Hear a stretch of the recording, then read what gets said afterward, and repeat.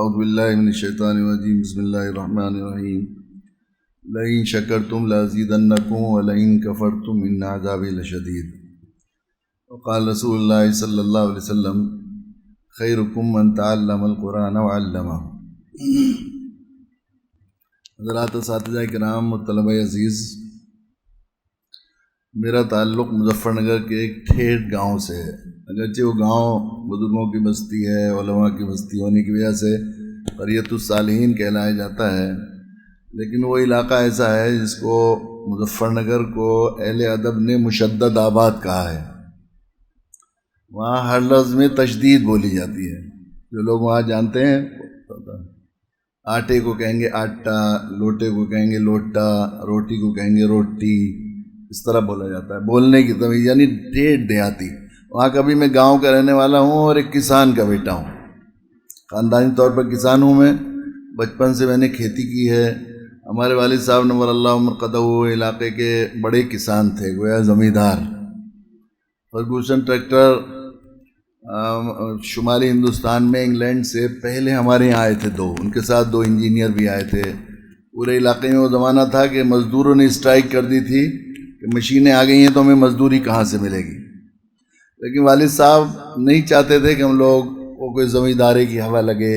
ہمیشہ ہمیں کسان اور دیہاتی انداز سے رف ٹف زندگی گزارنے کی عادی بناتے تھے، اور وہ ہمیشہ اس کی کوشش کرتے تھے کہ جب ہماری چھٹیاں ہوں، اسکول میں ہم پڑھتے تھے تو بڑے بھائی صاحب کے ساتھ، وہ چھٹیوں کا وقت گرمیوں کا وقت ہوتا ہے، اس وقت گیہوں کی کٹائی ہوتی ہے، ساڑیاں ان کو کہتے ہیں، تو اس میں بہت محنت اور مشقت کا کام ہوتا ہے وہ کسانوں کے لیے اور ملازموں کے لیے بھی۔ تو ہمیں ملازموں اور نوکروں کے ساتھ کھیتی کرنے کے لیے باقاعدہ لگایا جاتا تھا۔ ہم گیہوں کٹواتے تھے، بوگیاں بھرواتے تھے، کٹی مشین چلاتے، سب کرتے تھے۔ دیہات کا رہنے والا وہ ہمیں کسان کا، اور کسان کا جو ہوتا ہے فطری ماحول میں جس میں رہتا ہے، فکر سوچ سب اسی طرح ہو جاتی ہے۔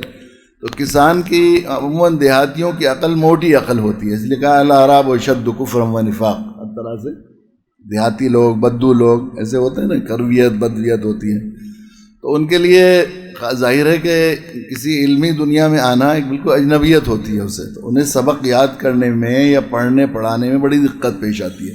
وہ کوئی سبق ہوتا ہے تو پہلے وہ اسے دہراتے ہیں اپنے کھیتوں میں، انہیں ہمت نہیں ہوتی کسی کے سامنے بھی سنا سکیں، پھر ذرا اور زبان ذرا ٹوٹ سی جاتی ہے تو پھر اپنے کھیتی کرنے والے مزدوروں کے سامنے اسے سبق کو دہراتے ہیں۔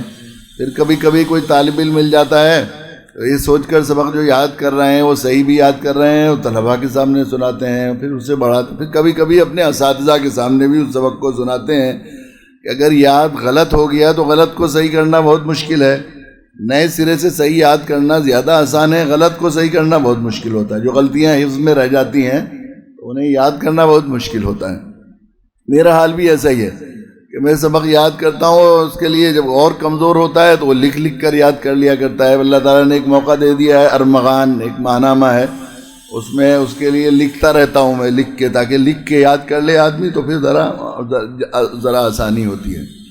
تو میری بات کوئی تقریر نہیں ہے، مولانا کا حسن ظن ہے، اور محبت جب کسی سے ہوتی ہے تو اس کو تو سب اچھی لگتی ہے نا، اپنے جس سے تعلق اور محبت ہوتی ہے آدمی کو، تو اسے وہ آدمی محبت ایک ایسا اللہ تعالیٰ نے جوہر رکھا ہے کہ جس سے تعلق پیدا ہو جائے اس کی برائیاں بھی اچھی لگا کرتی ہیں۔ میں نے آخری صفحے میں ایک واقعہ لکھا ہے کہ وہ ایک گڈریا تھا، وہ اس کا بچہ وہاں جو ہے چرواہا تھا، وہ بھی ریوڑ کو چرایا کرتا تھا۔ تو ایک دن صبح وہ گھر سے نکل گیا تو ماں نے کہا کہ بیٹا میں تیرا کھانا دوپہر کو، روٹی بنی نہیں تھی، گھر سے لے جاتا تھا دوپہر کو کھانا، تو بیٹے نے کہا کہ بیٹا ایسا ہے میں کھانا تیرا کسی کے ہاتھ، تیرے پتا جی کے ہاتھ بھیج دوں گی، والد کے ہاتھ بھیج دوں گی۔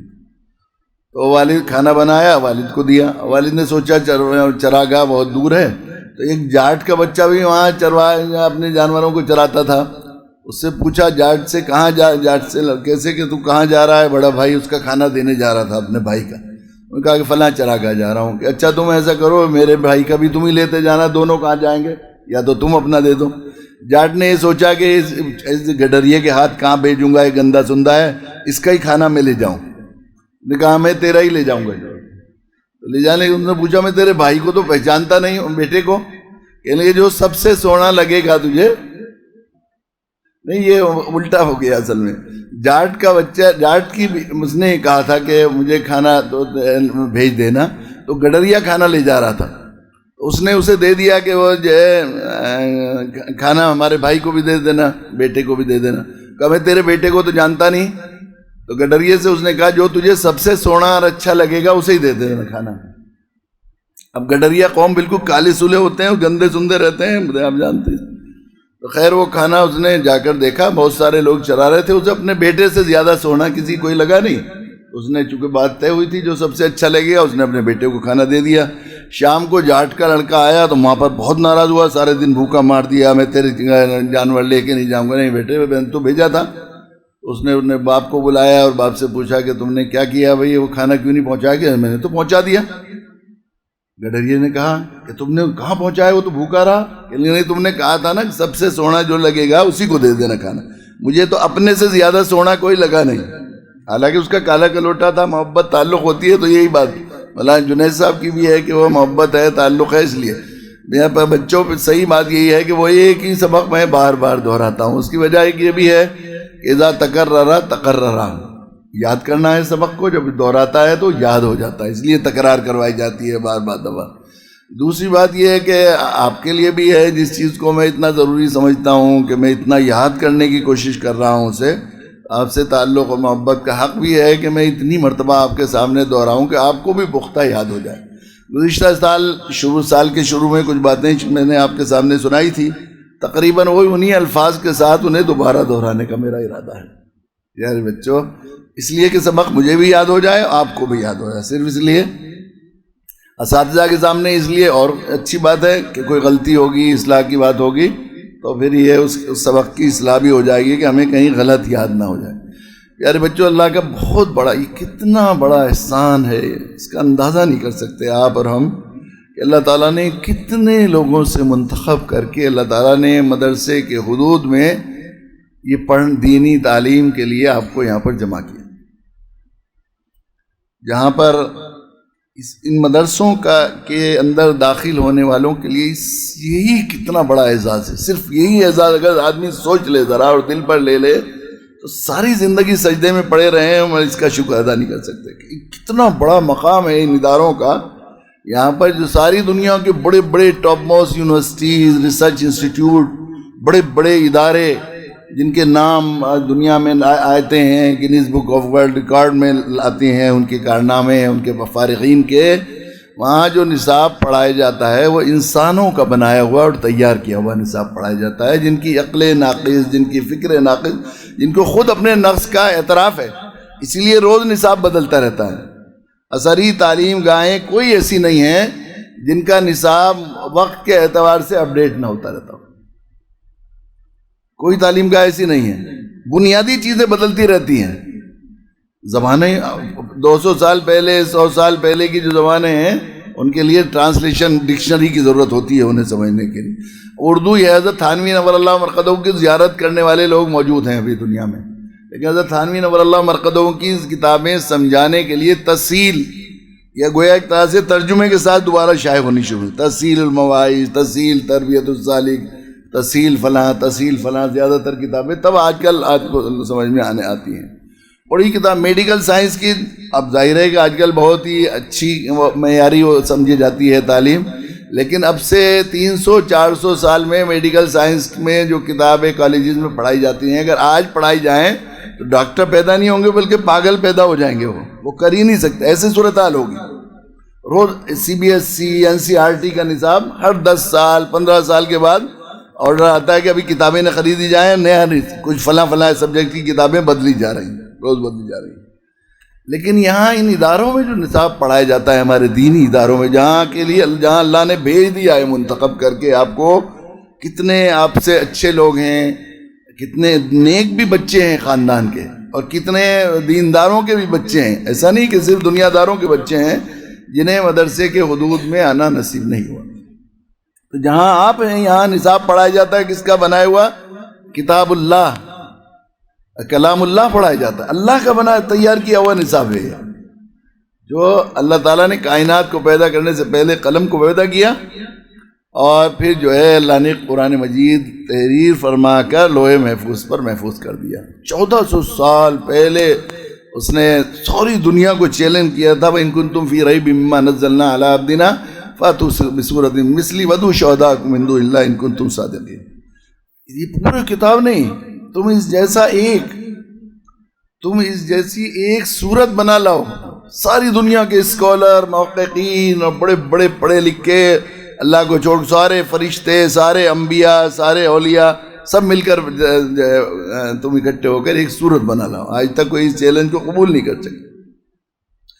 ہر لحاظ سے، علوم کے اعتبار سے، معانی کے اعتبار سے، اسرار کے اعتبار سے، لغت کے اعتبار سے، فصاحت کے اعتبار سے، بلاغت کے اعتبار سے، اس کی دھول بھی کہیں نصاب نہیں پڑھایا جاتا۔ اس کے دھول، قدموں کے پاؤں کی دھول بھی نہیں، مطلب بڑے بڑے وہ عرب جو فصحائے عرب کہلاتے تھے، جو دوسروں کو عجم کہتے تھے، اور بلا شبہ اس میں کوئی شک نہیں کہ آج بھی اگر آپ عربوں کی جو ہے زبان دانی اور فصاحت اور بلاغت کا دوسری زبان والوں سے وہ کریں گے تو ایسا لگتا ہے، بعض دفعہ بڑے بڑے علماء کی تقریریں سنتے ہیں ہم لوگ تو ایسا لگتا ہے جیسے دماغ ان کا نطق پر زبان پر ہے۔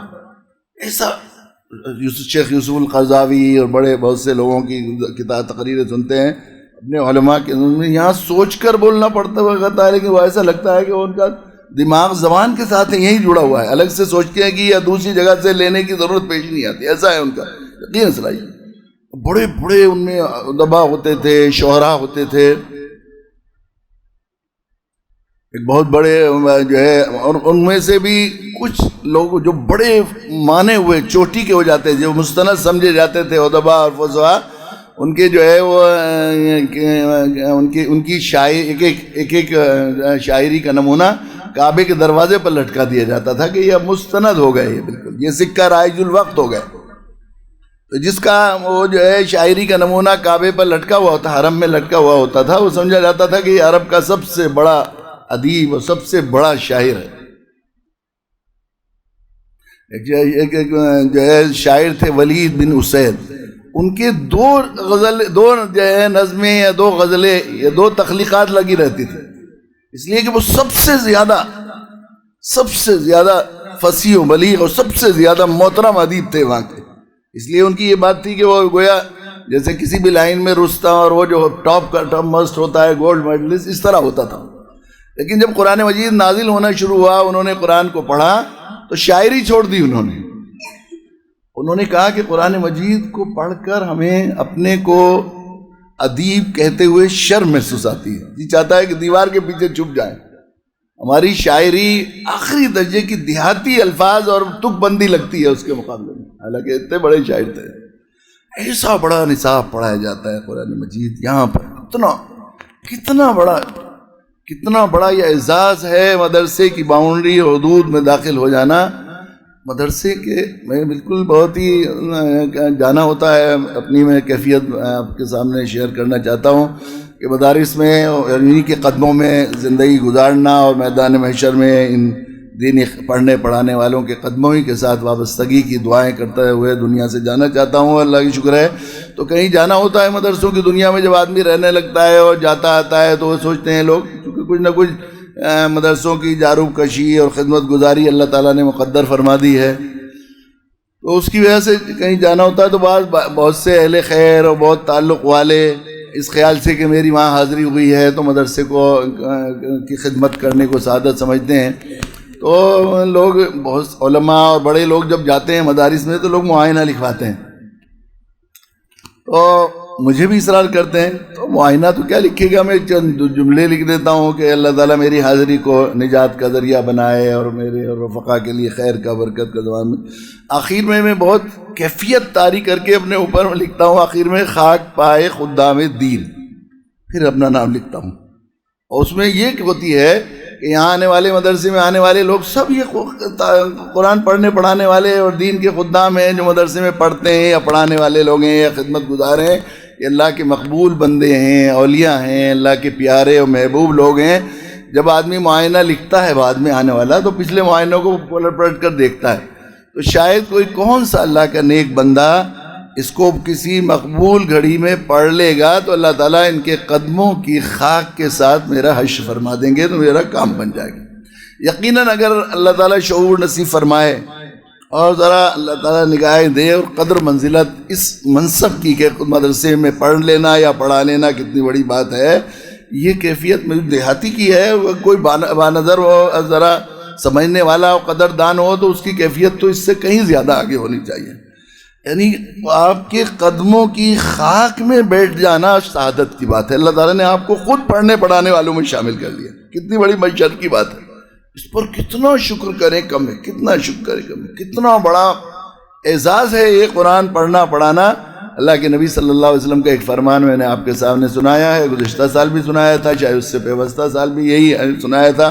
بہت مشہور حدیث ہے اور سند کے اعتبار سے ظاہر ہے اصل کتاب بعد کتاب اللہ بخاری شریف کی حدیث ہے، اور اس آخری درجے میں اعلیٰ سند کے ساتھ اس کو نقل کیا گیا ہے۔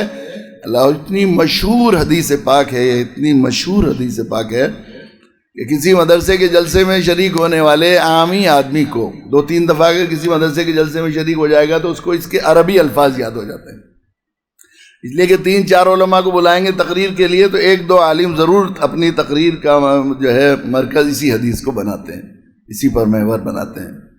اس میں اللہ کے نبی صلی اللہ علیہ وسلم، آپ جانتے ہیں پیارے بچوں، اللہ نے ہمیں صاحب ایمان بنایا، اور ایمان ہی ایمان کو بچا کر لے جانا، ایمان کی حفاظت کرنا، ایمان کو پرکھنا اور ایمان کو بچا کر لے جانا، یہ انسان کی سب سے بڑی ضرورت ہے۔ اس لیے کہ موت ایمان پر ہوئی تو عمل کچھ بھی نہیں ہوئے تو کسی نہ کسی وقت نجات ہو جائے گی۔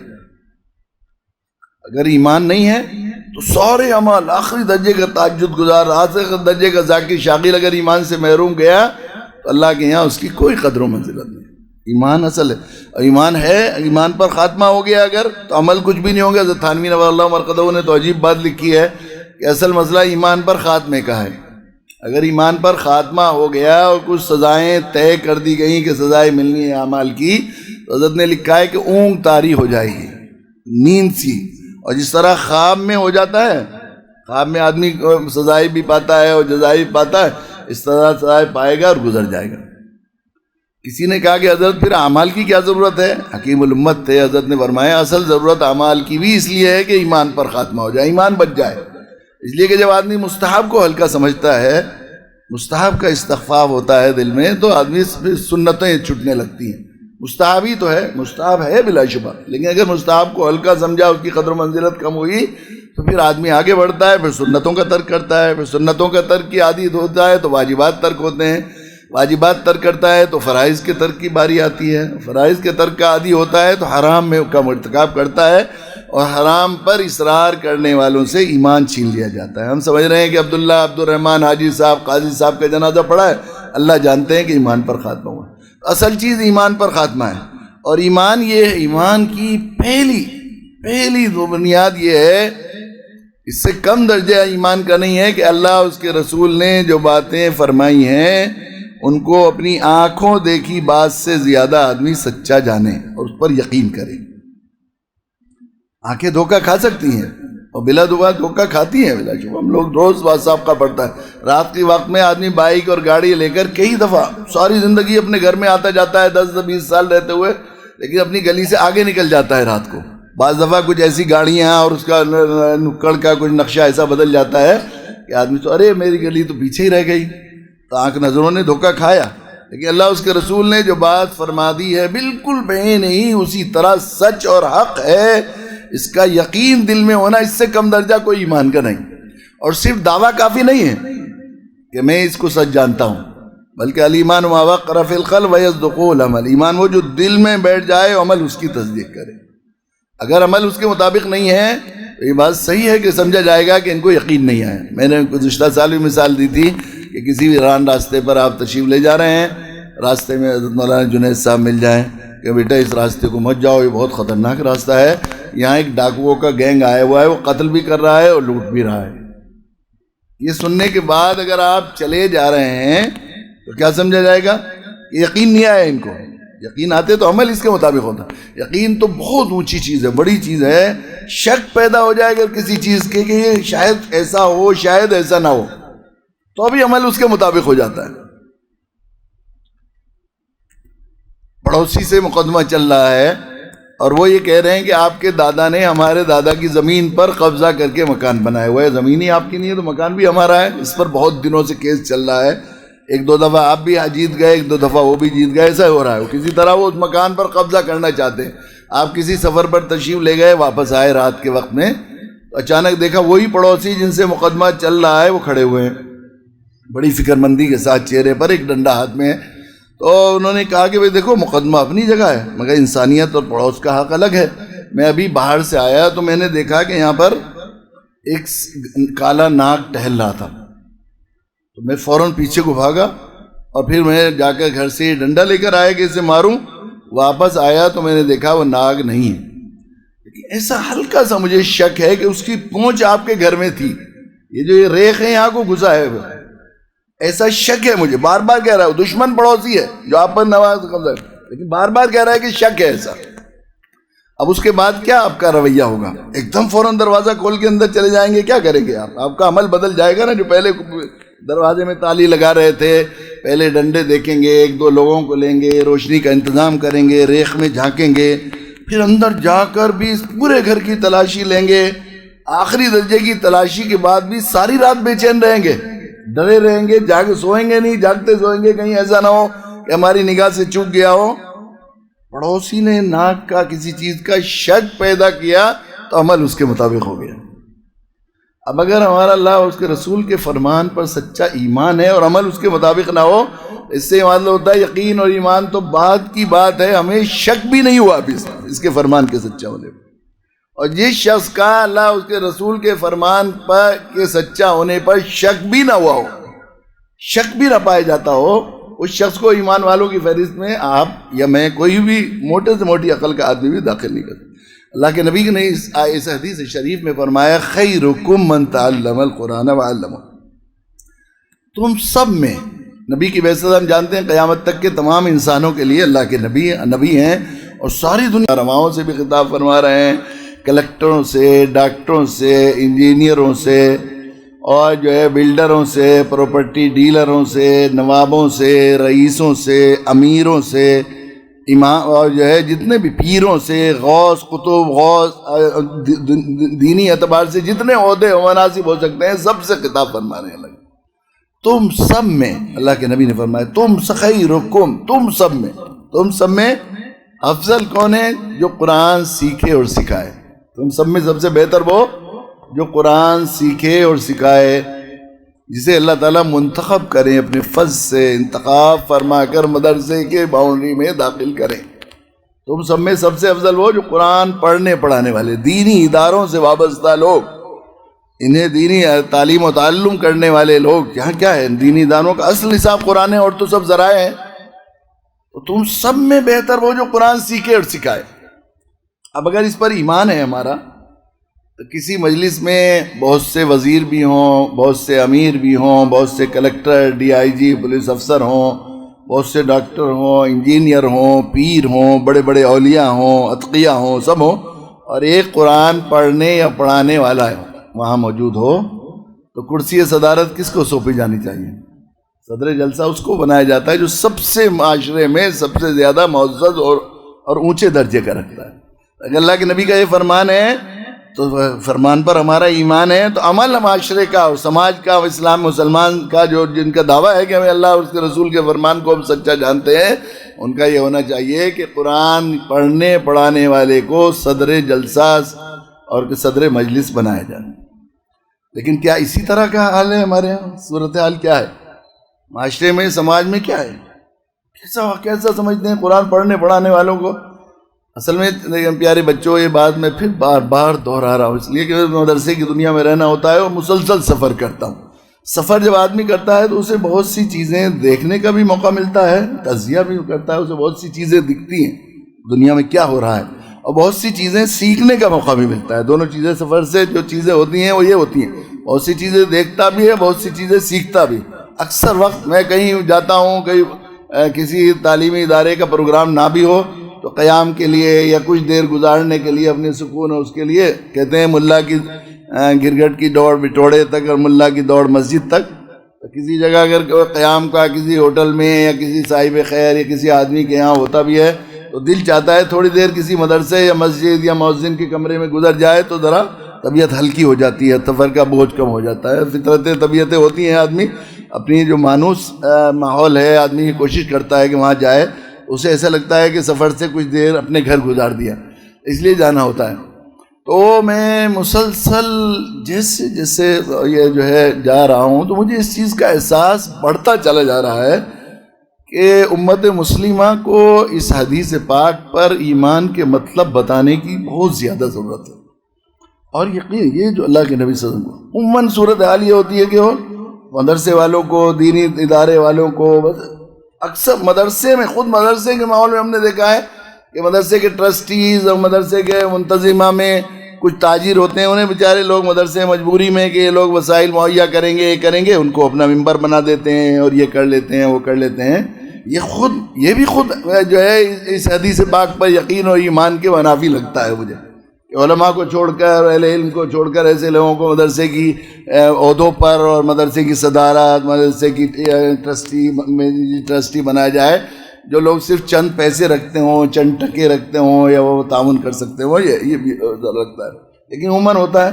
تو وہاں میں دیکھتا ہوں کہ وہ ٹرسٹیز اور حاجی صاحب اور فلاں صاحب بیٹھے ہوئے ہیں، ان میں سے بعض بالکل اجھل ہوتے ہیں، اور محتمم صاحب اور مولانا صاحب بیچارے خدمت کرتے پھرتے ہیں. وہ میں یہ صورت حال ہوتی ہے. ابھی اسی سے یہ ہوتا ہے، اگر خیرکم من تعلم القرآن وعلمہ پر ہمارا ایمان ہے، عموماً یہ ہوتا ہے کہ ایک تو یہ اکثر یہ ہوتا ہے، تو مولانا جنید صاحب ان کے رفقا کا بہت بڑا کارنامہ ہے، اور یقین میں دل کی گہرائی سے بہت قدر بھی ہے، اس کی مبارکباد دیتا ہوں کہ یہ مدرسے کا نظام اور سسٹم مسلسل جو ہے سرپرستوں کو بلا کر ان کی ذہن سازی کے بعد ایک ذہن بنا دیا ہے کہ جو ہے تمدنی اعتبار سے ذرا اچھے گھروں کے بچے بھی مدرسے میں پڑھ سکتے ہیں. ورنہ عام طور پر صورتحال یہ ہے کہ وہ ایسے بچوں کو مدرسے میں پڑھایا جاتا ہے جن کے لیے دوسری جگہ راہیں مسدود ہو گئی. اگر ہم ان انسٹیٹیوشن کو، ان اداروں کو سب سے معیاری ادارہ سمجھتے ہیں تو ظاہر ہے کہ داخلے کے لیے انٹرنس یہاں تو بہت زیادہ ہونا چاہیے تھا، کمپٹیشن بہت معاشی یہ ہوتا، لیکن صورتحال ایسی نہیں ہے. مدرسے میں آتے ہیں، اس چھوٹے سے پرائمری اسکول میں جاتے ہیں داخلے کے لیے تو پہلے سے پوچھ کے آتے ہیں کب سے کب تک کھل رہا ہے، آفس کب ہے، یہ ہے وہ ہے. مدرسے میں وہی ماں باپ اپنے بچوں کو داخلے کے لیے لے آتے ہیں تو رات کو 10 بجے آ جاتے ہیں، 11 بجے آ جاتے ہیں کہ وہ وقت تو تھا نہیں، تو مجبوراً ہم نے سوچا کہ رات ہی کو آ جائے. یہ لوگ اکرام میں اس خیال سے چلو ایک آدمی مدرسے داخلہ کر بھی لیتے ہیں، یہ تو پھر اور زیادہ اس کی وجہ سے اس سے ان کی شفقت اور رحمت کا ناجائز فائدہ اٹھاتے ہیں. عموماً جو بچے کہیں چل نہیں رہے، چلو مدرسے میں داخل کر دیں. میں نے آخری صفحے میں واقعہ لکھا تھا کہ وہ ایک صاحب بہت ہی نوحار وہ کرنے لگے، حال خراب ہے میرا اور یہ پریشان ہوں میں، دماغ کی نس پھٹ جائے گی حضرت، تو مجھے بہت ضروری بات ہے، فلاں ہیں فلاں ہیں. میں نے کہا کہ اچھا ملنا ضروری ہے بہت ہی. میں نے کہا میں 2 ہفتے بعد پھلت ہوں گا تو آپ وہاں مل لیجیے. کہ نہیں 2 ہفتے میں تو مر جاؤں گا، میرے ساتھ بہت بڑا حادثہ ہو گیا ہے. تو میں سمجھا گھر میں کسی کا انتقال ہو گیا ہے، کچھ زیادہ ایسا بڑا ہے. تو میں نے وقت دیا. اگلے روز مجھے ایک شہر سے گزرتے ہوئے جانا تھا، وہاں سے ان کے وطن سے 30-35 کلومیٹر تھا. میں نے کہا وہاں ظہر کی نماز پڑھ لیجیے آپ، تو وہیں ملاقات ہو جائے گی. امام صاحب کی اس میں حجرے میں ہم گئے. میں نے پوچھا ابا ٹھیک ہیں؟ ٹھیک ہے. اماں بھی ٹھیک ہیں، بھائی دونوں ٹھیک ہیں، بچے ماشاءاللہ اچھے ہیں. تو مجھے اندازہ ہوا کہ ان کے گھر میں کسی قریبی عزیز کا کوئی انتقال نہیں ہوا. پھر میں نے پوچھا کیا مشکل ہے بتائیے پریشانی؟ کہ وہ بچے کو یہ خیال ہوا کہ حفظ میں داخل کریں. لے کے گیا، محتمم صاحب تھے تو بیچارے انہیں وقت تو نکل گیا تھا، ان کا اب تو داخلوں کا وقت نہیں، مگر آپ آئے ہیں تو چلے داخلے کر لیتے ہیں. داخل کر لیا. لیکن وہ کہنے لگے کہ مدرسے فیس جمع کرا دیجیے کھانے کی. حضرت بس خود کو تو ایک دم فیس کا نام آتے ہی ایسا رونے لگے، وہ ایسا ہائے ہائے کرنے لگے ماتم، جیسے کسی کی اماں کا انتقال ہو جاتا ہے جوان چھوٹے بچے کی، اور اسے پھر یاد دلا دو اماں تو وہ اس طرح رونے لگتا ہے. پھر ان کا ابھی تو خوشگواری ماحول میں بات کر رہے تھے، پھر وہ انہوں نے حضرت فیس، مدرسے میں فیس، کاروبار بنا لیا. دین کو بولو میاں کاروبار بنا لیا. محتمم صاحب مجھ سے کہیں فیس، مدرسے میں فیس. حضرت ایسا رونے لگے، وہ ایسا رونے آواز بنا کے. تو میں نے پوچھا کہ ذرا مجھے ذرا حس وہ ہوئی چھٹی حس، سفر کرتا ہے تو آدمی کی ذرا ناک مضبوط ہو جاتی ہے. تو مجھے خیال ہوا، میں نے کہا بچہ تو ٹھیک ٹھاک انگریزی بھی وہاں کسی اسکول میں داخل تھا. مجھے نہیں تھا، مجھے اندازہ تھا کہ بھائی داخل ہوگا بچہ اتنا بڑا ہے تو ابھی تو پڑھایا ہوگا، وہاں تو داخل تھا، تو کیوں آپ کو حفظ کی ضرورت پیش آئے؟ کہ حضرت وہ چھٹی کلاس میں 3 دفعہ فیل ہو گیا تھا تو سوچا چلو حافظ جی بنا دو. اس سے معلوم ہوتا ہے خیرکم من تعلم القرآن وعلمہ پر ہمارا کتنا ایمان ہے. اور جب ان کا کیا ہے سماج معاشرے میں کیا ہوگا، اصل میں سماج معاشرے میں تو تب وقت ہوگی جب مدرسے والوں کو خود وقت ہو.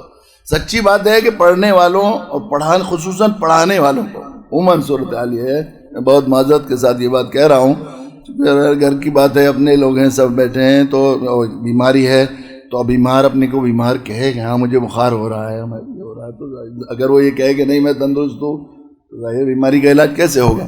سچی بات یہ ہے کہ پڑھانے والوں اور پڑھنے والوں میں آخری درجے میں احساس کمتری پایا جاتا ہے. ہم سوچتے ہیں مجبوری ہے ہماری، یہ مجبوری کا جو احساس ہے یہ بالکل ایمان کے منافی سمجھتا ہوں میں. اور کوئی چیز تو چھوڑ دیجئے کہ وہ مجبوری ہے، ہمارے پاس کوئی ڈگری نہیں ہے، ہم کوئی MBBS نہیں ہوئے. نیٹ والوں کو اور سول سروسز والوں کو تو کیسے رشک کی نگاہ سے دیکھتے ہیں، جو 10ویں 12ویں کلاس اور گریجویٹ ہو گئے ہیں ان کو بھی بڑی رشک کی نگاہ سے دیکھتے ہیں ہم لوگ پڑھنے پڑھانے والے. کیسے ممکن ہے اس پر ایمان ہو؟ خیرکم من تعلم القرآن وعلمہ سے کیسے میل کھاتی ہے بات کہ ہم لوگ یہ سوچیں کہ وہ لوگ ان کے پاس کچھ زیادہ نعمت ہے، حالانکہ کتنا بڑا انعام ہے، کتنا اللہ کے نبی صلی اللہ علیہ وسلم ارشاد فرمایا. حضرت امام احمد بن حنبل نے حضرت ابو ہریرہ رضی اللہ تعالیٰ سے روایت نقل کی ہے، جس شخص کو اللہ تعالیٰ نے علم قرآن سے نوازا، قرآن کا حافظ بنا دیا، عالم بنا دیا، معلم بنا دیا، تو مفسر بنا دیا، وہ شخص کسی اور شخص کو جس کو کوئی دوسری نعمت دی گئی، بڑی دولت دی گئی، بادشاہت دی گئی، اچھا حسن دیا گیا، اچھا آواز دی گئی، یا دینداری میں بھی کوئی مقام دے دیا گیا، اسے پیر صوفی بنا دیا، قطب غوث بنا دیا اس کو اللہ تعالیٰ نے، وہ اس شخص کو رش کی نگاہ سے دیکھے جس کے پاس دوسری نعمت ہے. اللہ کے نبی نے فرمایا اس نے اس نعمت عظمیٰ کی توہین کی جو اللہ نے اپنے فضل خاص سے اس کو، یہ نعمت عظمیٰ کی توہین ہے جو اللہ نے اپنے انتخاب کی توہین ہے جو اللہ کا انتخاب ہے، یہ اللہ نے بنایا. یہ عموماً اس مرتبہ اور دل کلیجہ میرا چلنی ہوا کہ ہمارے کئی عزیزوں اور تعلق والوں نے جنہوں نے ذرا وہ انگریزی طبقے میں تھے اور تاجر تھے، وہ جو ہے ان کے بچوں کے انہوں نے دین سے ذرا متاثر ہو کر ہم لوگوں سے خصوصاً دعوتی کوششوں کی وجہ سے کہ ہم نے بچوں کو داعی بنائیں گے، مدرسے میں داخل کیا تو گھر کے خاندان کے عزیز اقربا تعلق والے لے کر بیٹھ گئے کہ تم نے بچے کو مدرسے میں داخل کر دیا، تم نے بچوں کو مدرسے میں داخل کیا، کیا فیوچر ہے ان کا؟ یہ کہتے ہیں کیا کھائے گا وہ، عموماً یہ کہتے ہیں کیا کھائے گا وہ، کہاں سے کھائے گا، یہ سوچتے ہیں. ایک نہیں 6-7 قریبی لوگوں نے مجھے الگ الگ رپورٹ دی ہے. یہ بات کہنا اللہ کے نبی صلی اللہ علیہ وسلم جو یہ کہہ رہا ہے کہ مدرسے والے، تو آپ ذرا سوچو پیارے بچوں، یہ بات کم سے کم بنیادی بات، یہ تو بالکل اصولی بات ہے. میرے نبی نے جو بات کہی ہے اس کے خلاف جو آواز لگانے والا ہے، چاہے آواز 100% شیطانی لگا سکتا ہے اس کے خلاف آواز. اگر اللہ کے نبی صلی اللہ علیہ وسلم نے ہمیں بتایا، اللہ نے یہ بتایا کہ اللہ ایک ہے، لا الہ الا اللہ. اب لا الہ الا اللہ کے خلاف کوئی کہہ رہا ہے کہ نہیں ایک اور بھی خدا ہے، فلاں ہے فلاں ہے، تو ہمیں اس میں کوئی دور سوچنے کی یا کچھ دلائل دینے کی یا کسی اس کی بات ہے کہ یہ 100% شیطانی آواز ہے. کسی حال میں بھی ظاہر ہے کہ ایک مسلمان کی یا ایمان سے قریب رہنے والے کی آواز نہیں ہو سکتی جو نبی کے بالکل آواز کے خلاف یہ بات کہتا ہوں. اب خیرکم من تعلم القرآن وعلمہ کے بالکل خلاف بات نہیں ہے، بالکل الٹی بات نہیں ہے، اس کا رد نہیں، اس کی تکذیب نہیں، اس کی تکذیب نہیں، جھٹلانا نہیں ہے. یہ کہ یہ کہنا مدرسے میں داخل کر دیا بچے کو، بتاؤ اس کے مستقبل کے ساتھ کھلواڑ کر رہے ہو، خیر خواہی کے جذبے میں کہہ رہے ہیں. اس لیے پیارے بچوں کم سے کم جب کبھی ایسی آواز، ایک بات سوچ لی، جب کبھی اندر سے آواز آئے کوئی یا مدرسے میں کیا کریں گے، یہ بات بہت ہی بنیادی ہے کہ اس لیے ایمان کا مسئلہ ہے، اعمال کا مسئلہ نہیں. جب کبھی اندر سے آواز آئے کہ ہم تو وہاں نہیں پڑھ سکے، ہمارے سول سروسز میں ہم IAS بن جاتے، ہمارے بھائی فلاں ڈگری پر پہنچ گئے یا فلاں چلے گئے. نعمت، سب سے بڑی نعمت یہ ہے. دیکھیے ایک بات ہوتی ہے کہ کئی دفعہ یہ اشکال ہو سکتا ہے کہ اپنے کو افضل سمجھنا یا اپنے کو اعلیٰ سمجھنا، یہ تو کبر ہے. اعلیٰ سمجھ، جو نعمت اللہ تعالیٰ نے دی ہے اس نعمت کے کبر تو جب ہے جب انما اوتیتو علی علم عندی، یہ میرا کمال ہے، اللہ کی دی ہوئی نعمت۔ اللہ نے بنایا ایک آدمی کو بڑا بھائی، ایک کو چھوٹا بھائی بنایا۔ اگر بڑا بھائی اپنے کو بڑا بھائی نہ سمجھے اور چھوٹا بھائی کیسے سمجھ سکتا ہے؟ ممکن ہی نہیں ہے نا۔ بڑا بھائی اپنے آپ کو بڑا بھائی سمجھے گا، اللہ نے مجھے بڑا بھائی بنایا۔ اللہ نے اپنے فضل سے یہ جو ہے دولت عطا فرمائی ہے۔ یہ جو احساس کمتری ہمارے طبقے میں پیدا ہوا ہے، اس کی وجہ سے نہ صرف خود ان کی، جب شیر اپنے کو بکری سمجھ کر میں کرنے لگے تو ظاہر ہے جنگل کے جانور اسے کبھی شیر نہیں سمجھ سکتے، وہ تو بکری ہی سمجھا جائے گا، میں کرے گا تو بکری سمجھا جائے گا۔ جب ہمیں اپنی قدر، اپنی عظمت دل میں نہیں ہے، قدر و منزلت، اپنے وقار، اپنے مقام کی جو اللہ نے ہمیں اس نعمت عظمیٰ دی تھی، تو دوسرے لوگ بھی ہماری قدر و منزلت نہیں کر سکتے۔ تو یہ بہت بنیادی چیز ہے جو بہت ضروری، اس کی وجہ سے جب ہمارے دل میں قدر نہیں، اس کا نقصان کہاں تک پہنچ رہا ہے اصل میں ہمیں اندازہ نہیں ہے۔ جب ہمارے دل میں اپنی قدر نہیں، اس نعمت عظمیٰ کی قدر نہیں ہے، تو سماج میں ہماری قدر و منزلت نہیں ہو سکتی۔ اور جب دین اور دین والوں کی قدر و منزلت سماج میں نہیں ہوگی تو پھر دین کی بھی قدر و منزلت، دین سے محروم ہو جائیں گے وہ۔ میں ہمارے ایک ساتھی ہیں وہاں جو ہے سینئر افسر ہیں راجستھان کے، وہ فارغ ہوئے تو انہوں نے اپنی خدمات جو ہیں وہ RSS کو سونپ دی کہ ہم جو ہیں بہت بتا رہے تھے کہ ہماری پوری ٹیم تھی بہت سارے لوگوں کی، ان میں سے 11 IAS آفیسرز کو اسپین بھیجا RSS نے کہ وہاں 800 اور 1000 سال 900 سال تک اسلامی حکومت چلتی رہی، تو وہاں پھر جو ہے کیسے اسلام کا خاتمہ کیا گیا اس پر ایک تجزیہ کی رپورٹ پیش کرے۔ تو ہم لوگ 3.5 سال وہاں رہے، تو ہم نے بہت غور کیا اور وہاں کی ہسٹری بھی پڑھی اور حالات کا جائزہ لیا۔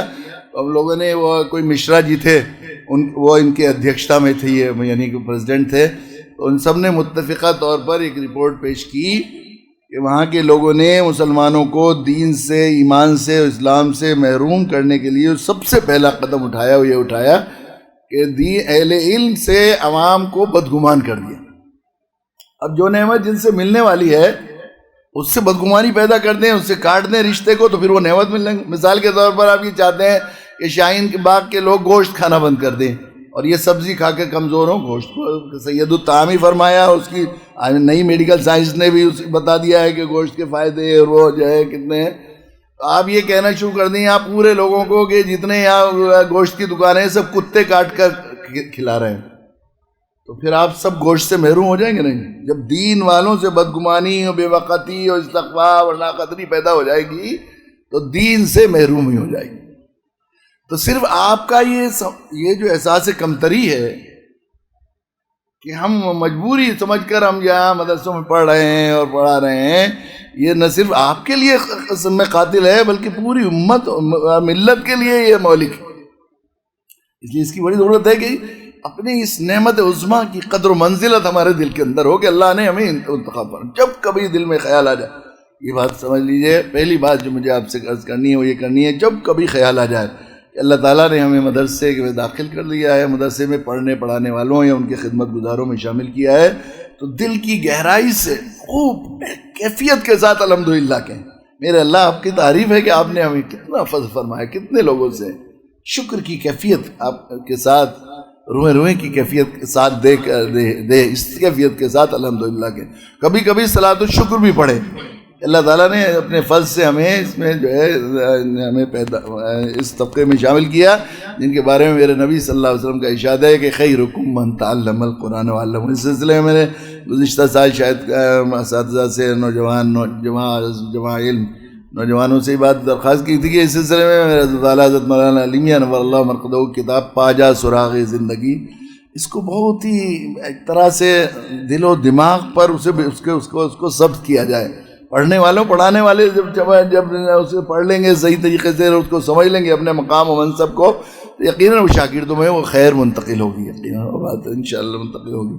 تو ہماری سب سے پہلی بات جو ایک کہ ہمیں کبھی کبھی صلاۃ الشکر بھی پڑھیں کہ اللہ تعالیٰ نے اپنے فضل سے ہمیں یہ مقام عطا فرمایا ہے جس کے بارے میں جناب رسول اللہ صلی اللہ علیہ وسلم نے فرمایا خیرکم من تعلم القرآن وعلمہ۔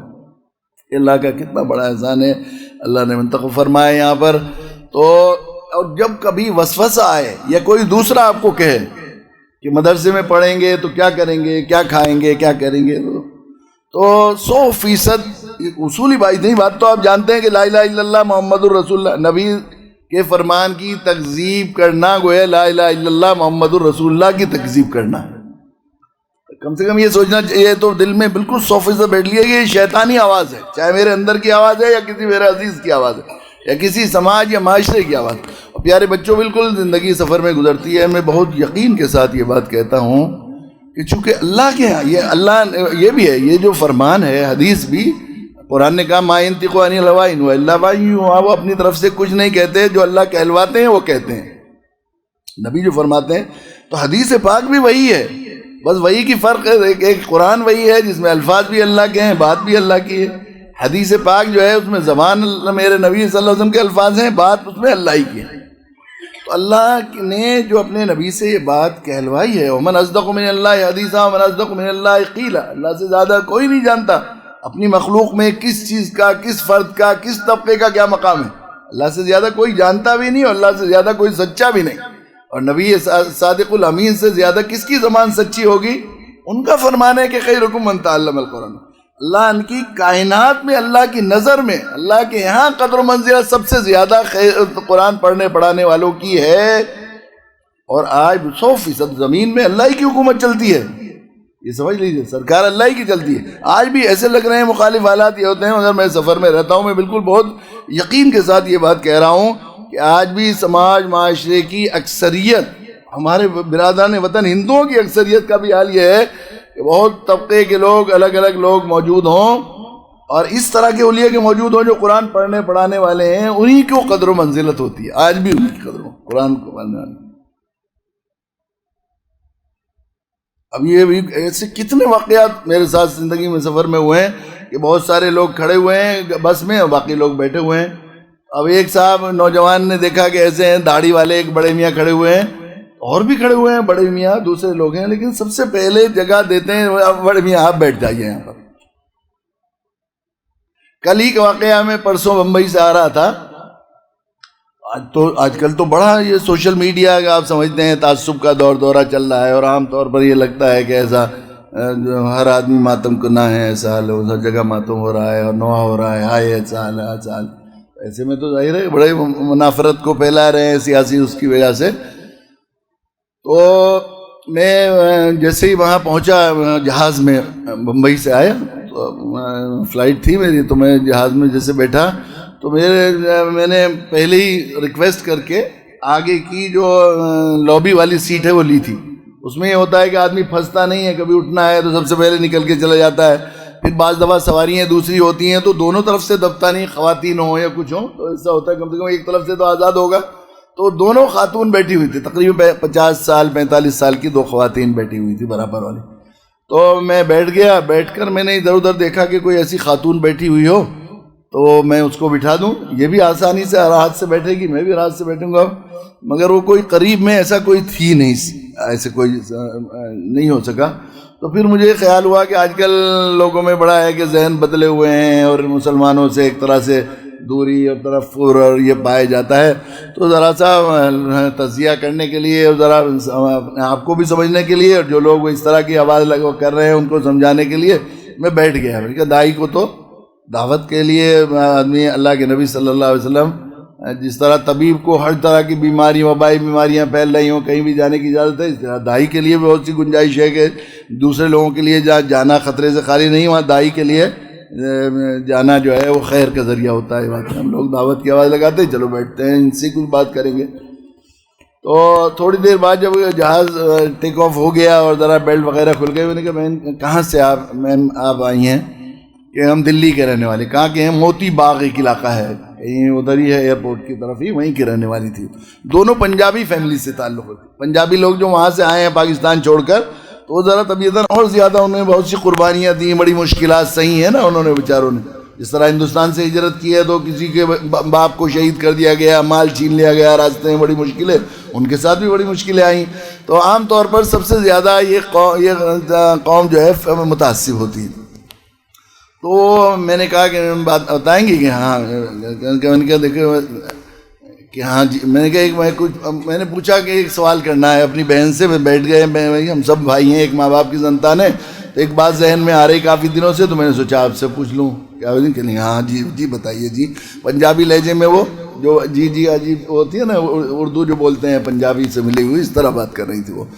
تو میں نے کہا کہ بالکل سچ سچ بتائیں گی، اس وجہ تو نہیں بتائیں گے کہ مجھے بری لگ جائے، بالکل سچ بتائیے جو بھی ہو اچھی ہو.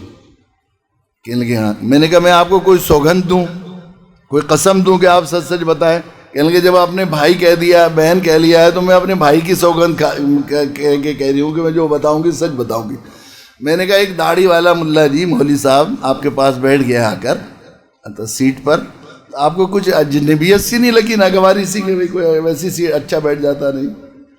تو اس نے یوں سینے پہ ہاتھ رکھ کر یوں کہا کہ میں انتر آتما سے یہ بات کہتی ہوں کہ آپ کو دیکھا میں نے سامنے سے، تو میں جو ہے اندر سے میں پرارتھنا کرنے لگی مالک سے کہ کاش یہ مولوی صاحب ہمارے برابر میں بیٹھ جائیں. میری ماتا جی جب وہاں رہتی تھی، وہاں لاہور کے پاس سے آئی تھی گجرانوالہ سے، تو وہ وہاں کے قصے سنایا کرتی تھی کہ مولانا سے تھے مسجد میں، اور وہ جو ہے قرآن پڑھا کرتے تھے، قرآن کی آیتیں پڑھ کر دم کرتے تھے، تو ہمیں ڈاکٹر کے یہاں جانے کی ضرورت نہیں ہوتی تھی. اور صبح اذان ہوتی تھی تو ہمیں، یا جب اذان ہوتی تھی تو ہم لوگ تھوڑا سا آنکھیں بند کر کے وہ کرتے تھے، تو پورے زندگی کا اسٹریس جو دباؤ تھا وہ ختم ہو جاتا تھا. تو مجھے آپ کے ساتھ بیٹھ کر ایسا لگا کہ مجھے من کو شانتی، جیسے آتما کو شانتی ملتی ہے، اس طرح لگا مجھے خوش.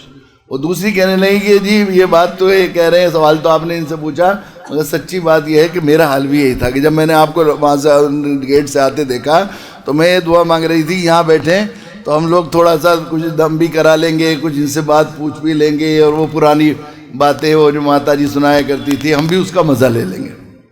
یعنی یہ کل پرسوں ہی کی بات تھی ہے.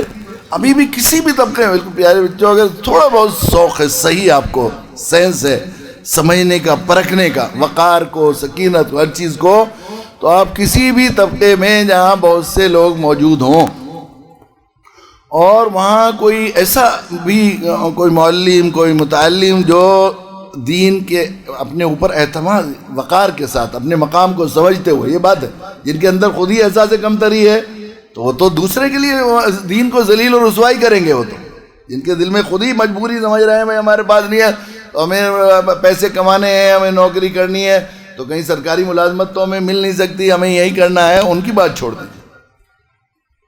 جو لوگ سچ مچ میں دین کی خدمت کو ناز کی بات سمجھ کر، شکر کی بات سمجھ کر کرنے والے لوگ ہیں، بڑے سے بڑے طبقے کے لوگ ان کے سامنے ہوں گے تو خود بخود مجبوراً وہ اکرام کرنے کے لیے تیار ہو جائے. بالکل یہ بات صحیح ہے، آج بھی ہے. وَلِلَّهِ الْعِزَّةُ وَلِرَسُولِهِ، اللہ کے قانون ہے.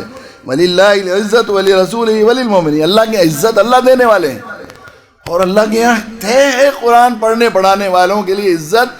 شرط یہ ہے کہ وہ اپنے آپ کو سمجھیں کہ ہم سب سے زیادہ نعمت عطا کے اعتبار سے، ویسے تو مجموعی اعتبار سے تو افضل اللہ جانتے ہیں کہ اللہ کے یہاں کس کا قرب ہے، مگر نعمتوں کے عطا کے اعتبار سے ایک کے پاس 1,00,000 روپے دیے کسی نے، سرکار نے، ایک کے پاس 10,000 روپے، ایک کے پاس 5,000 روپے دیے، تو 1,00,000 والا اپنے اندر یہ کیسے سمجھے گا کہ میں 500 والوں سے زیادہ کم ہوں؟ مجھے 1,00,000 روپے مجھے سب سے زیادہ دیا، اس کے دل میں یہ احساس ہو کہ مجھے سب سے بڑے اعلیٰ طبقے میں مجھے شامل کیا ہے، تو بالکل 100% مجبور ہو جائے گا. بڑے سے بڑے عہدے والا مجبور ہوتے ہیں، 100% مجبور ہوتے ہیں ان کی عزت اور وقت کرنے، قدر و منزلت کرنے کو. تو ضرورت اس بات کی ہے کہ ہم لوگ اپنے اندر اپنے اس نعمت عظمیٰ کا احساس پیدا کریں. جب کبھی خیال، میں نے دو باتیں کہیں، جب کبھی خیال آ جائے اللہ نے ہمیں مدرسے کے پڑھنے پڑھانے والوں میں شامل کیا ہے، دل کی گہرائی سے الحمدللہ کبھی کبھی صلاۃ الشکر بھی پڑھیں.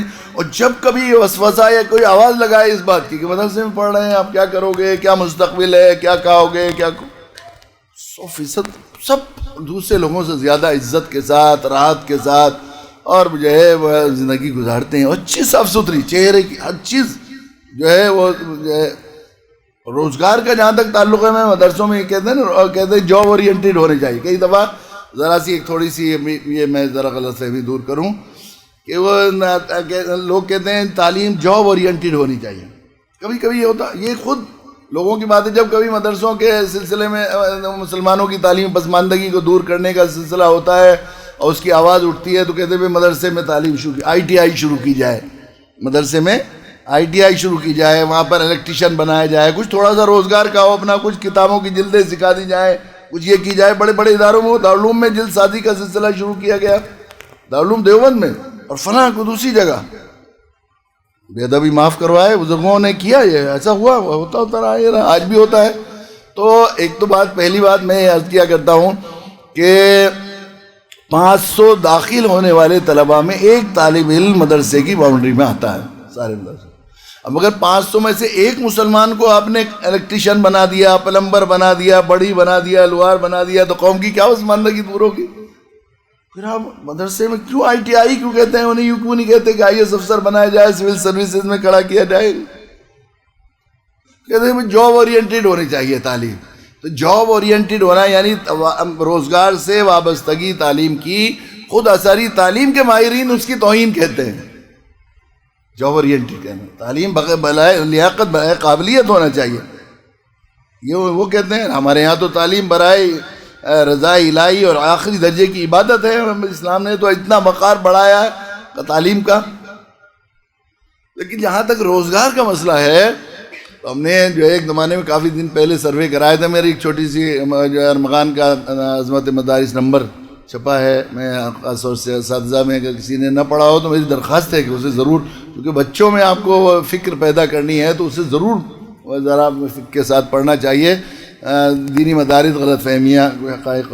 تو میں نے کافی دن پہلے ارجن سنگھ یہاں جو ہے HRD منسٹر تھے, تو بلریا گنج جو ہے مدرسہ جامعۃ الفلاح, انہوں نے ایک بہت بڑا سیمینار کیا تھا اور ملک کے بہت چیدہ قسم کے اداروں کے ماہرین کو بھی بلایا تھا, اثری تعلیم کے ماہرین کو بھی بلایا تھا. ارجن سنگھ کی صدارت میں وہ پروگرام تھا. بیچارے مشرف صدیقی صاحب ہمارے بہت کرم فرما دوستوں میں ہیں, انہوں نے بہت اصرار سے مجھے بلایا تھا. تو میں نے کچھ ملک کی ترقی میں مدارس کا رول اس عنوان سے کچھ ڈیٹاز کلیکٹ کر کے وہاں پیش کیے تھے. اس وقت میں نے معلومات کی تھی کہ وہاں جو ہے اس وقت 26,000 حافظ اور 5,500 علماء فارغ ہوتے تھے اس زمانے میں. وہ 31,500 لوگ مدارس سے فارغ ہو رہے تھے اس زمانے میں. ان 31,500 لوگوں کو یہ مدرسوں کا نیٹ ورک 100% روزگار مہیا کرتا ہے. میں نے کہا 31,500 ملک کے شہریوں کو, ارجن سنگھ سے میں نے کہا کہ میں ارجن سنگھ صاحب کی توجہ اس پر مبذول کرانا چاہتا ہوں کہ 31,500 ملک کے شہریوں کو روزگار کرنے والا نظام, اور یہ نیٹ ورک ملک کا اتنا بڑا محسن نظام ہے کہ وہاں پارلیمنٹ میں اس کو خراج تحسین پیش کرنا چاہیے. 31 پورے ملک کی تمام جتنی بھرتیاں ہوتی ہیں, ساری تعلیم گاہیں وہ ڈگریاں دیتی ہیں, بھرتیاں ہوتی ہیں اس زمانے میں, اس میں ریلوے میں بھرتی, فوج میں بھرتی, فلاں بھرتی, صرف 93,000 بھرتیاں ہوتی تھی اس وقت, اور 31,500 لوگوں کو یہ روزگار مہیا کرتا ہے. آج تک کبھی کسی پیارے بچوں یہ ذہن میں آئے وسوسہ تو ذرا یہ بات سامنے رہنی چاہیے, اس لیے میں نے کہا آج تک آپ نے کسی اخبار میں جھوٹ کوئی خبر نہیں سنی ہوگی کسی حافظ, مولوی یا قاری نے بے روزگاری کی وجہ سے خودکشی کی ہو. 1% بھی بے روزگاری کی شرح نہیں. جو لوگ رکے ہوئے ہیں وہ کسی کام کی وجہ سے, ابا نے کہا کہ ذرا مکان بنوا دینا پھر چلے جانا. مدرسے والے پھر بھی پوچھتے پھرتے ہیں اگر کام کرنا ہو تو آ جائے ہمارے ہاں, یہ ہوتا ہے. یہ مسجد والے, مدرسے والے کہیں نہ کہیں.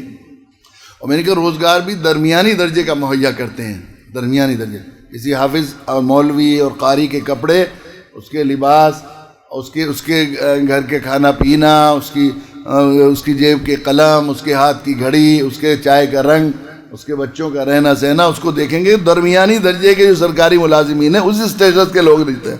میں نے کئی جگہ ایسی جگہ جہاں بہت سارے علماء حافظ قاری بھی تھے اور بہت سارے اثری تعلیم گاہوں کے لوگ بھی تھے اور کچھ زمیندار وہ بھی تھے. سب سے پہلے میں نے رڑکی میں ایک بہت بڑا ادارہ ہے, رڑکی IIT کے لوگ بھی تھے بہت سارے, وہاں پر ہوتی مدرسہ ایک ہمارا, اس میں اتفاق سے جاننے والے, تعلق والے عالم حافظ بھی بہت سارے آ گئے تھے. اور جب جلسے میں آتے ہیں تو ویسے بھی شہزادے سے لگتے ہیں, یہ ہمیشہ ڈرائی کلین کے کپڑے پہنتے ہیں, اچھے سے اچھے صاف ستھرے, بالکل ذرا یہ ہوتا ہے صاف ستھرے ہوتے ہیں. تو پھر میں نے کہا کہ ڈیمو, آج کل سائنس کی دنیا میں ہوتا ہے نا, تجربہ کر کے دکھاؤ, تجربے سے ثابت کرو, اسے کہتے ہیں ڈیمو. میں نے کہا ایک ڈیمو ہو جائے آج, کیا بات کہ ایک طرف یہ سارے مدرسے والے ایک طرف کھڑے ہو جائیں اور ہم لوگ جو کھیتی ویتی زمیندار ہیں, میں بھی چونکہ ایک کسان ہوں تو میں بھی ادھر کھڑا ہو گیا, گندا سندا میں بھی تھا. تو میں نے کہا ایمانداری سے بچائیے, کہ ان کے چہرے کی تازگی، ان کے چہرے کی رونق، ان کے کپڑوں کی صفائی، ان کے کریز اور ان کی سب چیزیں ایسی نہیں بتا رہے ہیں کہ یہ ہمارے شہزادے ہیں اور ہم ان کے غلام ہیں. ایمانداری سب نے ایک زبان ہو کر کہا کہ واقعی اگر الگ الگ کھڑا کر دیا تو اب اندازہ ہوا ہمیں کہ ان کی کیسی اچھی زندگی جیتے ہیں. اب اس کو چھوڑ دیجئے کہ پیسے کتنے ملتے ہیں ان کو، وہ تو اللہ کی طرف سے ہے حساب. کوئی بڑے سے بڑا سی اے، بڑے سے بڑا اکاؤنٹنٹ حساب نہیں لگا سکتا. جو مشاہرہ ملتا ہے اس میں دودھ کے بھی خرچ پورا ہوتا ہے کہ نہیں، لیکن زندگی کیسے جیتے ہیں، روزگار. تو یہ بات ذہن میں آنا شیطان کا آخری درجے وسوسہ ہے کہ کھائیں گے کہاں سے، اللہ کے ذمہ ہے. میں ہمارے ایک مولانا وہ تھے موسیٰ صاحب، امیر تھے وہاں کے مظفر نگر کے، بڑے ظریف المزاج بھی تھے، کہ یہ دنیا والے لوگ پیسے والے یہ کہتے ہیں کہ جو ہے یہ مولوی جو ہے خوب کھاتے ہیں اور ان کو کھانے پینے کا شوق ہوتا ہے اور یہ ہوتا ہے اور یہ کہ جلدی سے موٹے کیوں ہو جاتے ہیں، یہ ہو جاتے ہیں، اس طرح کی بات. کہ بھئی اگر تم بانٹنے والے ہو اور کچھ لوگ تو اپنا کام کر رہے ہوں، سوچنے کی بات ہے یہ بات. مگر بات حقیقت پہ ہے تو مزاح کے انداز میں وہ بات بہت پوائنٹ کی ہے. انہوں نے کہا کہ اگر آپ لوگ ہوں بانٹنے والے یا مالک ہوں اور کچھ لوگ آپ کے غلام اور خادم اپنا کام سے گئے ہوں اور کچھ لوگ جو ہے وہ ایسے ہوں کہ وہ آپ سے کام سے گئے ہوں، تو آپ جب بانٹو گے تو جو لوگ آپ کے کام سے گئے ہیں تو ان کے لیے حصہ زیادہ دگنا رکھو گے کہ نہیں؟ سب لوگ تو اپنا اپنا کام کر رہے ہیں اور یہ دین ہی پڑھنے پڑھانے والے اللہ کے دین کی خدمت کر رہے ہیں، اللہ کی کتاب کی خدمت کر رہے ہیں. تو اللہ تعالیٰ نے ان کا حصہ دگنا رکھا ہی ہے، تو تم کیوں جلتے ہو؟ وہ یہ کہا کرتے تھے تم جلتے کیوں؟ اللہ تعالیٰ نے دگنا حصہ رکھ. اگر اللہ رازق ہے، پیارے بچوں ایک بات بنیادی سوچنی چاہیے، اگر اللہ رازق ہے اور اس کائنات کے مالک اللہ ہیں تو اللہ کے دین کی خدمت کرنے والے کو اللہ تعالیٰ عطا سے محروم رکھیں گے، بھوکا رکھیں گے، یا اسے روٹی نہیں دیں گے، اس کو کھانے کو کپڑے نہیں دیں گے؟ کیسے؟ کتنے ناانصافی کی بات ہوگی. چھوٹے سے چھوٹا آدمی تو اپنے خادم اور اپنے کام کرنے والوں کو خیال کرتا ہے، حاکم الحاکمین خیال نہیں کریں گے. تو جب یہ وسوسہ آ جائے، خیال آ جائے، تو سمجھے کہ 100% شیطان کی آواز ہے، چاہے میرے ابا کی زبان سے نکل رہی ہو. ان کے ساتھ بھی ایک نفس ہے اور ایک شیطان لگا ہوا، ان کا شیطان بول رہا ہے. یہ ابا کی آواز نہیں ہے، جو مسلمان ابا ہیں ان کی آواز نہیں ہو سکتی ہے، کسی مومن کی آواز نہیں ہو سکتی، یہ شیطان کی آواز ہے. تو یہ اپنے اندر اعتماد پیدا کیجئے، اپنے اندر کیفیت پیدا کیجئے کہ ہمیں اللہ نے اپنے فضل سے ہمیں شکر کی کیفیت پیدا کیجئے. اس لیے کہ اللہ کا قانون یہ ہے لَئِن شَكَرْتُمْ لَأَزِيدَنَّكُمْ وَلَئِن كَفَرْتُمْ إِنَّ عَذَابِي لَشَدِيدٌ. اگر تم شکر گزاری کرو گے اللہ نعمت کو بڑھائیں گے، اضافہ فرمائیں گے. اگر تم ناشکری کرو گے تو اللہ کی پکڑ بغیر سخت ہے. پہلی بات جو مجھے خاص طور پر کہنی ہے اور یہ بہت بنیادی چیز ہے، اس کو پھیلانا. یقیناً انشاءاللہ یہ ہمارے نوجوان اساتذہ، میں سمجھتا ہوں کہ اس کو ذرا سوچیں گے بھی، غور بھی کریں گے سنجیدگی سے، اور ایک ٹیم، ایک جماعت، یہاں سے ایک طبقہ پیدا کریں گے جو اس بیماری کا علاج کرے. اس سے ہوگا جو اصل بات یہ بنیادی ہے. میں کرتا ہوں کہ جو بچے، جو طلباء احساس کمتری کی وجہ سے پڑھنے پڑھانے والے اس میں لگے رہتے ہیں، وہ صرف اپنی بے وقتی اور ناقدری نہیں کرتے، بلکہ ان کی وجہ سے دین اور اہل دین کی ناقدری ملت میں ہو رہی. خدا نہ خواستہ، میں آخری بات یہ بات کہتا ہوں کہ اگر خدا نہ خواستہ پڑھنے یا پڑھانے والوں میں یہ اعتماد پیدا نہیں ہوتا اور اس پر ایمان کی، ان کے عمل سے، ان کی سوچ سے، ان کے شعور سے، ان کے جذبے سے، ان کے فکر سے میں یہ بات نہیں بیٹھتی کہ ہم سب سے نعمت عطا ہونے کے اعتبار سے سب سے افضل ہے، سب سے زیادہ اعلیٰ طبقے میں ہمیں شامل کیا گیا ہے، تو میری درخواست یہ ہے کہ پھر آپ تعلیم کا سلسلہ بند کر، پڑھنے کا بھی پڑھانے کا بھی کوئی دوسرا راستہ اختیار کریں. اگر پیسے ہی کمانے ہیں تو اللہ تعالیٰ قرآن پڑھنے کے بعد ایسی ہوشیاری اور ایسی ذہانت اور ذہن کو اتنا قوی کر دیتے ہیں کہ اگر یہ مدرسے سے فارغین اگر تجارت میں لگ جائیں جس لائن میں، تو دوسرے لوگ ان کے پاسنگ کو بھی نہیں پہنچ سکتے. آپ کو پیسے کمانے ہیں تو ٹافی بیچ کے کما سکتے ہیں، ایک چائے بیچ کر کما سکتے ہیں. ایک چائے بیچنے محتمم صاحب کو دارالعلوم کے شیخ الحدیث صاحب کو کچھ دن پہلے مجھے معلوم ہوا تھا شاید 13,000 کچھ روپے وہ ملتی ہے. چند سال پہلے کی بات ہے، اب سے 6-7 سال پہلے کی. حضرت مفتی سعید صاحب کی جو مشاعرہ تھا وہ 13,000 کچھ روپے تھا کل. اور میں ایک روز چائے بیچنے والا تھا، ایک لڑکا 13-14 سال کا، ٹرین میں ہم سفر کر رہے تھے، وہ آیا 3-4 بجے. میں بیٹے کتنے کی چائے بیچی؟ کہ 700 روپے کی. شام تک کتنے کی بیچتے ہو؟ اس نے بتایا کہ 1500-1600 روپے کی. کتنے پرسنٹ کے؟ 40% مجھے بچ جاتا ہے. وہ اب 12-13 ہزار روپے 13 سال کا چائے بیچنے والا لڑکا کما رہا ہے، وہ شیخ الحدیث صاحب. تو پھر آدمی کو کیا ضرورت ہے اس کی، دین کو دین اور اہل دین کو رسوا بھی کریں، اور مشقت بھی اتنی، محنت بھی اتنی، گھر بار چھوڑیں، آزادی کے ساتھ کریں. اگر آپ میں پیارے بچوں پڑھنے پڑھانے والے دونوں حضرات سے میری درخواست ہے، اگر دل میں یہ کیفیت پیدا نہیں ہو رہی شکر کی کسی وجہ سے، اور پیدا کیسے نہیں ہوگی جب اللہ اس کے رسول پر ایمان ہماری پہلی ضرورت ہے اسے پیدا کرنا. اگر خدا نہ کرے 100 بار خدا نہ کرے، اگر آپ بہت زیادہ سب کچھ سمجھنے اور جاننے کے باوجود یہ کیفیت پیدا نہیں ہو رہی ہے کہ آپ جو ہے اسے مجبوری سمجھ رہے ہیں، ذہن میں وہی بات ہے کہ ہمارے پاس پیسے نہیں ہیں، ہم MBA کرتے تھے، ہمارے ابا کے حالات ایسے نہیں ہیں کہ ہم پڑھ لیتے، اور ہم وہاں ہوتے تو ہم لوگ زیادہ وہ کر لیں گے، یا آگے جائیں گے تو ہم لوگ چلو عالمیت کرنے کے بعد ہم لوگ عصری تعلیم میں جا کر اپنے وقار کو بڑھائیں گے اور اپنی اس احساس کمتری کو پورا کریں گے. تو میرے خیال سے میں درخواست یہ ہے کہ ابھی یہ سلسلہ یہیں سے بدل دیجیے. بہت سے اب تو حکومت کی طرف سے اقلیتوں کے لیے 5 کروڑ لوگوں کے لیے اسکالرشپ شروع کی گئی ہے. اس اسکیموں کو اگر معلومات ہو تو آپ ہر لائن میں آ کر بغیر ماں باپ کے پیسوں کے آپ پڑھ سکتے ہیں. اب ایسا وہ عذر بھی نہیں رہا کہ پیسے نہیں ہیں، لیکن اگر یہاں پڑھنا ہے تو 100% اس سلسلے کو، اس سفر کو باقی رکھنا ہے پڑھنے یا پڑھانے کے، تو اپنے اندر وہ اعتماد پیدا کیجئے، وہ شکر کی کیفیت پیدا کیجئے، جس سے معلوم ہو کہ آپ خیرکم من تعلم القرآن وعلمہ پر ایمان رکھتے ہیں. بس ابھی کس وقت 1:15 بجے تک اذان جی؟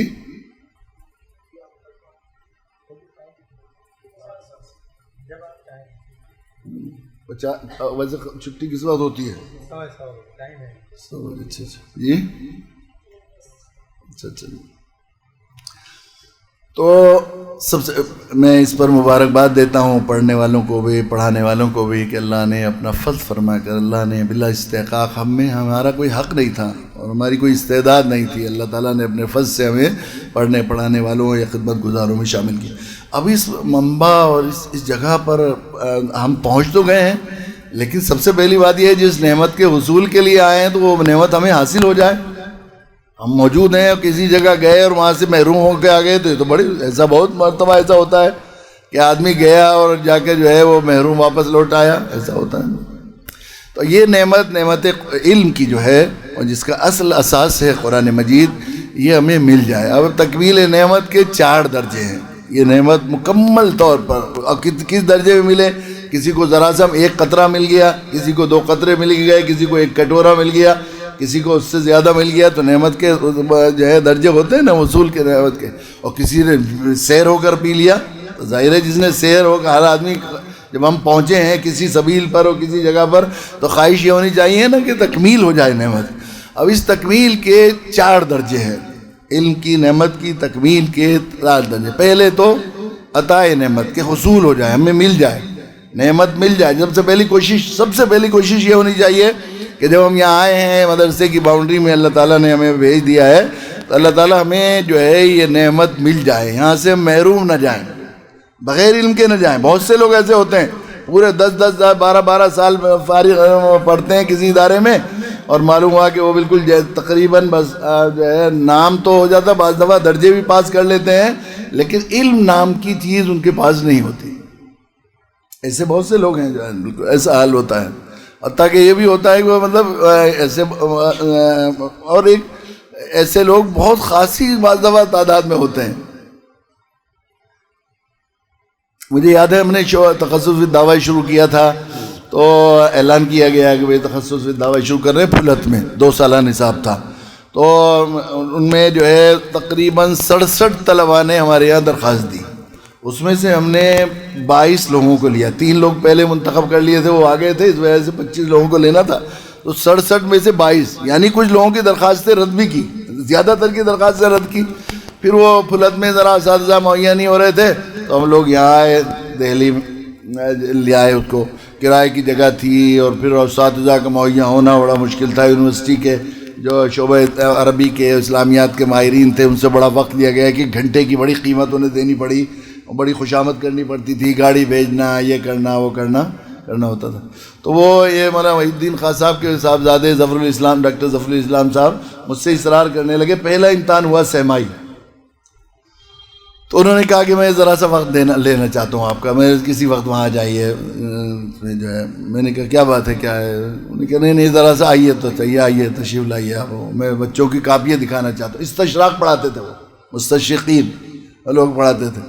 تو وہ دکھایا ان میں سے، تو جو لوگ انہوں نے بہت اصرار کیا، اور وہ سب سے مخلص ترین استادوں میں تھے اصل میں، کہ فی سبیل اللہ پڑھا رہے تھے، اور ایک بھی گھنٹہ انہوں نے چھوڑا نہیں. دوسرے لوگ جو تھے وہ تو تھے، وہ دینی حلقے سے نہیں آئے تھے. خود اس کی بات ہے افسوس کی اور بڑے شرمندگی کی بات ہے کہ وہ 100%، اور اکثر لوگ باقی دوسرے لوگ جو تھے وہ دینی اداروں کے فارغین تھے، علماء تھے جو تھے. یہ سب سے زیادہ تھے کہ جو کوئی پیسہ بھی نہیں لے رہے تھے. خیر میں ان کے اکرام میں گیا تو معلوم ہوا کہ ان 25 لوگوں میں سے 10 لوگوں کا اردو املا میں اتنی ایسی غلطیاں تھیں کہ وہ تیسری چوتھی کلاس کے بچوں کو بھی ہم زمانے میں پڑھا کرتے تھے ان کے یہاں بھی نہیں ہوتی ہوں. اب ظاہر ہے مدرسے میں رہے وہ، ان میں سے اتنے ہوئے، تو اس سے معلوم ہوا کہ کتنے لوگ علم حاصل کر کے نکل رہے ہیں مدرسے سے.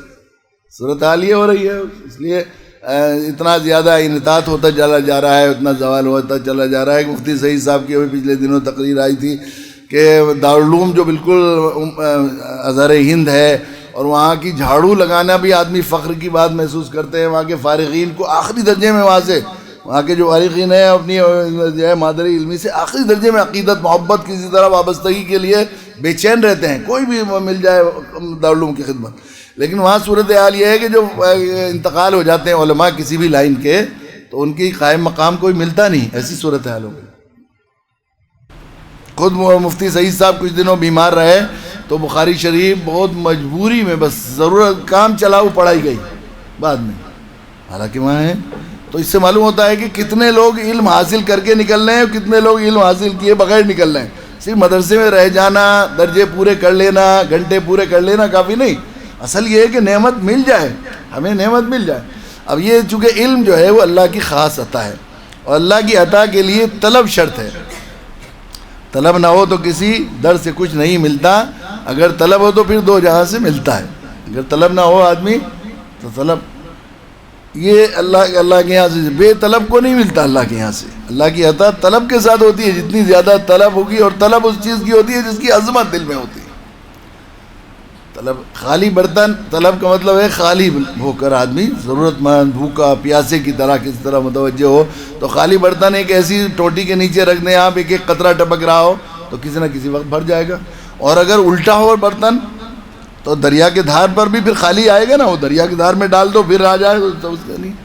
تو طلب اس چیز کی ہوتی ہے جس کی قدر و منزلت دل میں ہوتی ہے. جس کی قدر و منزلت دل میں نہیں ہوتی، وقت، قیمت، اہمیت، تو وہی خیرکم من تعلم القرآن سے جڑی ہوئی ہے. جب اس پر ایمان ہوگا کہ ہم سب سے افضل ہیں تو پھر اس کی قدر و منزلت دل میں ہوگی. جب قیمت اور وقت دل میں ہوگی تو پھر کوشش کریں گے بھئی یہ بڑی مایا ہے، بڑی دولت ہے، اس کو حاصل کرنا ہے، اس کے لیے بے چین رہیں گے، ہر وقت فکر مند رہیں گے کہ مل جائے ہمیں. اتنی بڑی دولت ہے، ایک علم کی ایک بات مل گئی تو اتنے کی، ایک دوسری بات مل گئی تو اتنی، تیسری بات مل گئی تو اتنی. یہ بات ہے. حضرت اعلیٰ حضرت مولانا علی میاں نور اللہ مرقدہ سے، وہ حضرت کے خادم خاص تھے حضرت صوفی یاسین صاحب، بڑے صاحب کشف لوگوں میں تھے، عجیب و غریب حال تھا، بڑے صاحب جذب لوگوں میں تھے. ایک مرتبہ وہ وہاں تشریف لے گئے، بتایا کرتے تھے کہ میں حرمین شریفین گیا تو وہاں ایک جو ہے وہاں کے ایک شیخ تھے، ادھر کے افغانستان کے نقشبندی شیخ.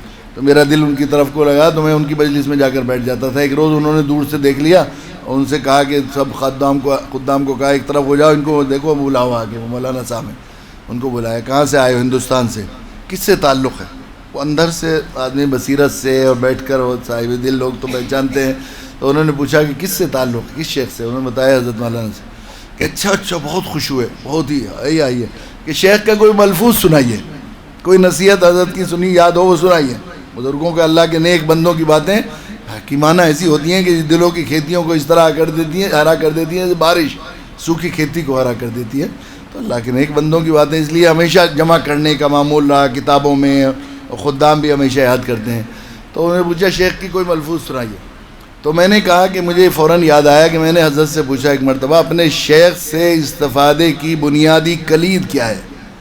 اپنے شیخ سے زیادہ سے زیادہ فائدہ اٹھا سکے آدمی، اس سے زیادہ فیضیاب ہو سکے، تو مرکزی کنجی جو مین تالا ہے اس کے تالے کو کھولنے کی کوئی بنیادی بات بتا دی. تو حضرت نے جواب دیا کہ شیخ سے نہیں، کسی بھی دینی ذریعے سے، مسجد سے، مدرسے سے، درجے سے، کتاب سے، استاد سے، جماعت میں سے، کسی دینی مجلس سے، کسی واعظ سے، کسی شیخ سے، بنیادی کلید ہے استفادے کی، بنیادی کلید ہے عظمت. جتنی زیادہ عظمت ہوگی اتنا اللہ کی طرف سے فیصلہ ہوگا عطا کا. پھر پوچھا کہ سب سے بڑی رکاوٹ کیا ہے؟ سب سے بڑی رکاوٹ کیا ہے جس کی وجہ سے ہوتے ہوئے آدمی ذخیرے اور خزانے میں رہا اور پھر محروم گیا؟ ایسے اچھے پڑھانے والے استاد تھے، اتنا ماحول اچھا تھا سبیل السلام کا کہ پوری دنیا ہندوستان کے مدرسوں میں اس کی نظیر ملنی مشکل ہے، اور اتنے سال تک مسلسل پڑھتا رہا اور خالی محروم ہو گیا. کیا وجہ ہے؟ کیا رہی؟ کیا چیز ہے جو سب سے بڑی رکاوٹ ہے؟ فرماتا ہے، حضرت نے فرمایا استغفاف، بے وقتی، احانت، ناقدری. کیا ہے؟ استادی تو ہے، کیوں نہیں پیٹ کرنی چاہیے ان کی طرف کو؟ تپاہی تو ہے، مستحبی تو ہے، یہ کہتے ہیں نا. جن بزرگوں کو آپ دیکھیں پیارے بچوں، جنہیں اللہ تعالیٰ نے نوازا علم سے، علم اللہ کی عطا ہے، اور اللہ تعالیٰ کے یہاں صرف انہی لوگوں کو نوازا جاتا ہے جن کے دلوں میں علم، اہل علم، آلات علم اور اسباب علم کی عظمت دل میں، آخری درجے میں قدر و منزلت ان کے دلوں میں. اپنے جن اساتذہ سے انہوں نے پڑھا، جن کتابوں سے، یہ بات آپ نے واضح سنی ہوگی استادوں سے کہ ہمارے بعض بزرگوں کو جب کتاب پڑھتے تھے، پرانی کتابیں ہوتی ہیں ان میں حاشیے لکھے رہتے ہیں، تب حاشیے کو پڑھنے کے لیے، حاشیے کے پورا سے صرف استفادہ کرنا ہے تو حاشیے کو پڑھنا ہوتا ہے، حاشیے کو پڑھنے کے لیے کتاب کو گھمانا پڑتا ہے، تب پڑھیں گے. وہ تو اوپر اس طرح بھی لکھا رہتا ہے، اس طرح بھی رخ سیدھا کرنے کے لیے. تو وہ لوگ کتاب کو، یہ میری مطلوب ہے، میں طالب ہوں، اس کو گھمانا بے ادبی کی بات ہے. کتاب کو گھوم گھوم کر پڑھتے تھے. بات یہ ہمیں نہیں، عام آدمی کو عجیب سی لگے گی ہے، مگر جس کے مقدر میں اللہ تعالیٰ نے شرف بخشا ہے، عطا رکھی ہے، اس کے لیے یہ بات ہے اصل یہی کہ آدمی کے دل میں جب محبت، عظمت دل میں ہو تو اس کی کیفیت یہی ہوتی ہے. جن بزرگوں، جن اللہ کے نیک بندوں کو اللہ تعالیٰ نے خاص منتخب کیا، ان کو علوم کا جو ہے ذخیرہ عطا فرمایا، ان کو خزانہ غیب سے ہمیں علم ان کے لیے مقدر فرمایا، ان کی آپ دیکھیں گے آخری درجے میں اساتذہ، آلات علم، اصحاب علم کی آخری درجے میں عظمت و قدردانی پائی جاتی. اس سلسلے میں حضرت شاہ عبدالرحیم صاحب کا واقعہ میں اکثر سنایا کرتا ہوں. ہمارے حضرت والا بھی اس طرح کے واقعات سناتے تھے تو یہ شعر بار بار پڑھا کرتے تھے: ہم نے اپنے آشیانے کے لیے جو چبھے دل میں وہی تن کے لیے. حضرت شاہ ولی اللہ رحمۃ اللہ علیہ حجت الاسلام میں کیسی بڑی شخصیت ہیں. حضرت والا نے ایک مرتبہ جو ہمارے یہاں وہ مکتوبات کا اجرا ہو رہا تھا، شاہ ولی اللہ کے مکتوبات کا، تو یہاں پر بہت بڑی ایک اہل علم کا ایک کانفرنس کی گئی تھی، یہاں ہم لوگوں نے کی تھی. تو اس میں یہ بات فرمائی تھی کہ عالم اسلام کی 1400 سال کی علماء، مشاہیر اور جو ہے مقتدی حضرات کی ایک بہت مختصر ترین فہرست بنائی جائے. وہ فہرست جو ہے بہت ذمہ دارانہ، مبصرانہ، مدبرانہ اور جو ہے اس طرح کی ہو، اور وہ اتنی مختصر ترین فہرست ہو کہ جس میں 3-4 علماء کا نام ہو 1400 سال میں. حضرت نے فرمایا تھا کہ میں بہت ذمہ داری کے ساتھ ایک طالب علم اور اس پوری کڑی کا جو اپنے بزرگوں اور کابرین اور مشاہیر کی ہے، اس کا ایک طالب ہونے کے، ذمہ دار طالب علم ہونے کی حیثیت سے بات کہتا ہوں کہ شاہ ولی اللہ رحمۃ اللہ علیہ کا نام نامی اس میں ضرور شامل کرنا پڑے گا. حضرت نے لکھا ہے کہ اس زمانے کی ایک جگہ کہیں ذکر کیا ہے کہ اس زمانے کے علماء کے لیے، علم کے لیے، اس صنعت کے لیے یہی بات کافی ہے کہ حجت اللہ البالغہ کی وہ 1-2 سطر سمجھ لیتے ہیں، 1-2 سطر سمجھ. ایسے عالم تھے شاہ ولی اللہ. حضرت فرماتے تھے شاہ ولی اللہ کو تو سب ذکر کرتے ہیں شاہ ولی اللہ ہے، لیکن شاہ ولی اللہ کو شاہ ولی اللہ بنانے والے جو ہیں شاہ عبدالرحیم صاحب ہیں. اصل وہ جوہری ہے جس نے ہیرے کو تراشا، اصل وہ ہے شاہ عبدالرحیم صاحب. حضرت شاہ ولی اللہ رحمۃ اللہ علیہ نے انفاس العارفین ایک کتاب ہے، وہ باقاعدہ اس میں اپنے بزرگوں کے حالات لکھے ہیں. شاہ عبدالرحیم صاحب کے حالات جو لکھے ہیں، یقیناً آدمی ایسا لگتا ہے کہ آدمی جیسے اوپر کسی بڑے کو دیکھتا ہے تو ٹوپی اتر جائے، وہ کہتے ہیں نا، بالکل ایسا. ہمارے اتنے قریب زمانے میں بھی اس معیار کے بزرگ ہیں. ان کی اللہ کے یہاں مقبولیت، محبوبیت، ان کے حالات جو پڑھے جاتے ہیں جس طرح کے ہیں، وہ بالکل دنگ کرنے والے ہیں. یقیناً کتنے بزرگوں کے بڑے بڑے مشاہیر کے یہاں وہ تشریف لے جاتے. پہلے سے جو ہے لوگ وہ کہتے شاہ عبد القاسم اکبر آبادی ایک بزرگ تھے نقشبندی سلسلے کے، بہت بیمار تھے، ان کے یہاں ملنے کے لیے گئے شاہ عبدالرحیم صاحب. تو انہوں نے آنے سے پہلے ان لوگوں سے کہا کہ چلو مجھے لے چلو اٹھا کر. 4 آدمی انہیں کھڑا, بیٹھنے کی سکت نہیں تھی, لیٹے تھے, اٹھا کے لے گئے. پھر وہاں شاہ عبد الرحیم صاحب آئے تو ان کو گلے لگایا انہوں نے, اور پھر جو ہے ان کو لے کر آئے, اپنی جگہ سرانے بٹھایا. سرانے بٹھانا ہمارے یہاں مغربی یو پی میں بڑی عزت کی بات ہے. وہ خود پائتی بیٹھ گئے سارا لگا کر, لو میرے کمر کے پیچھے ہاتھ لگا لو, میں یہاں بیٹھوں گا. پیشانی کو بوسہ دیا, پھر ان کو اجازت دی. تو لوگوں نے کہا کہ حضرت آپ بڑے بڑے مشائخ یہاں آتے رہے ہیں ہمیشہ, یہ حال آپ کسی کا نہیں ہوتا. ایک نوجوان آیا, نومری تھی شاہ عبد الرحیم صاحب. کہا کہ نہیں, میں نے یہ خود نہیں کیا, میں نے تو جو اللہ کے نبی کو رات خواب میں کرتے ہوئے دیکھا وہی کیا. میں نے خواب میں دیکھا کہ عبد الرحیم آئے, اللہ کے نبی یہاں بیٹھے ہوئے تھے, فوراً تشریف لے گئے اور ان کو جو ہے گلے لگایا, پیشانی کو بوسہ دیا, اور اپنے جہاں بیٹھے ہوئے تھے وہاں بٹھایا, اور خود اللہ کے نبی بائیتی بیٹھ گئے. ان کو محبت سے کرتے رہے. میں نے تو وہی کیا جو میرے نبی نے کیا. ایسے کتنے واقعات ہیں. ان کا ایک واقعہ لکھا ہے کہ بہت طبیعت میں یکسوئی تھی وقت کو. یقیناً وقت کی تو بڑی اہمیت ہے. اللہ کے نیک بندے اہل علم وہی لوگ دنیا میں کچھ کام کر جاتے ہیں جو وقت کی قدر کرتے ہیں, نظام الاوقات بناتے ہیں. اس لیے کہ میدان محشر میں بھی آدمی کو سب سے پہلے زندگی کی گھڑیوں کے بارے میں سوال کیا جائے گا. تو وقت کے سلسلے میں وہ لوگ جن سے اللہ نے کام لیا بہت زیادہ حساس ہوتے ہیں. تو شاہ صاحب کہتے ہیں کہ مجھے بہت سیر سپاٹے کا بہت شوق تھا, باغ میں چلا جاتا تھا, وہ آ جاتا تھا. ایک روز میں 1-1.5 گھنٹے میں گھوم گھام کے آیا تو انہوں نے پوچھا, قطب الدین نام تھا ان کا, قطب الدین تم کہاں گئے تھے؟ باغ میں گئے تھے. کہ میں نے اتنی دیر میں اتنی مرتبہ اسم ذات کا ذکر کیا اور 1000 مرتبہ درود شریف پڑھا. تو ایسے درد کے ساتھ بات کہی کہ میرے دل سے پھر سیر سپاٹے کا وہ ذہن میں نکل گیا اور میں وقت کی بہت قدر کرنے لگا. تو وہ سبق پڑھایا, اپنا ذکر و اذکار میں مشغول ہو گئے. وقت باہر پھرنا گھومنے گھمانے کا بالکل وہ نہیں تھا, بالکل ان کا. لیکن ایک دن صبح سے شام تک پھرتے رہے پھلت کی گلیوں میں, ادھر ادھر, ایسی جگہ جہاں جانا ان کے شاہ نشان نہیں تھا. بعض ایسے علاقے ہوتے ہیں اور بعض لڑکے ہوتے ہیں, بعض غیر گندے ہوتے ہیں, اس جگہ جا رہے ہیں وہاں جا رہے ہیں. تو وہ گھومتے گھومتے بھنگیوں کے محلے میں پہنچ گئے. وہاں خنزیر اور سوروں کی گندگیاں بھی تھیں, وہاں بھی چلے گئے. تو شیخ محمد صاحب شاہ ولی اللہ کے جو نانا بھی تھے ہوئے بعد میں, نانا بھی تھے یعنی وہ ان کے مرید تھے اس وقت تک شاہ صاحب کی والدہ وہ نہیں تھی, انتقال مطلب ان سے شادی نہیں ہوئی تھی, پہلی والدہ تھی اس زمانے کی بات ہے. تو شاہ صاحب نے کسی کا واقعہ نقل کیا ہے تو وہ اپنے نانا کی روایت سے نقل کیا ہے کہ میں نے یہ پوچھا کہ حضرت آج صبح سے شام ہو گئی, نہ کھایا نہ پیا, پورے دن پھر رہے ہیں, گھوم رہے ہیں ادھر ادھر, کیا بات ہے آج؟ تو انہوں نے کہا کہ محمد تم سے تو چوری نہیں ہے, مجھ سے اللہ تعالیٰ نے یہ بات فرمائی آج سحر میں کہ عبد الرحیم آج ہمیں تم پر اتنا پیار آ رہا ہے, اتنا پیار آ رہا ہے, آج ہم نے یہ فیصلہ کیا ہے کہ جو آج تمہیں دیکھ لے گا ہم اسے بخش دیں گے. یہ تو مقام ہے کہ جو دیکھ لے گا بخش دیں گے. اور یہ شفقت و رحمت ہے کہ میں سوچ رہا ہوں جب میرے اللہ نے کہہ دیا جتنے لوگ دیکھ لیں اتنا اچھا ہے.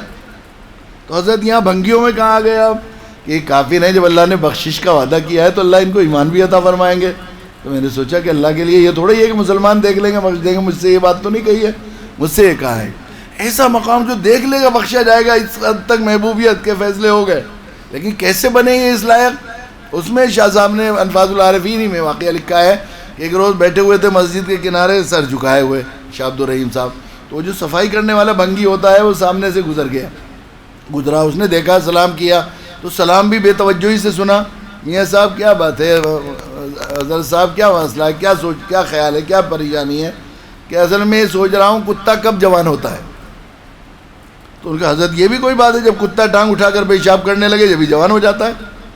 تو بہت خوش ہو گئے کہ ایک پرہاز کی بات پتہ لگ گئی. تو شاہ ولی اللہ رحمۃ اللہ نے لکھا ہے کہ اس کے بعد میں نے یہ دیکھا ہے اپنے والد کا معمول کہ جب وہ بیٹھے ہوئے ہوتے اور سامنے سے وہ بھنگی آ جاتا تھا تو آپ ادب کی وجہ سے کھڑے ہو جاتے تھے کہ میرا استاد ہے, اس سے میں نے ایک بات سیکھی ہے.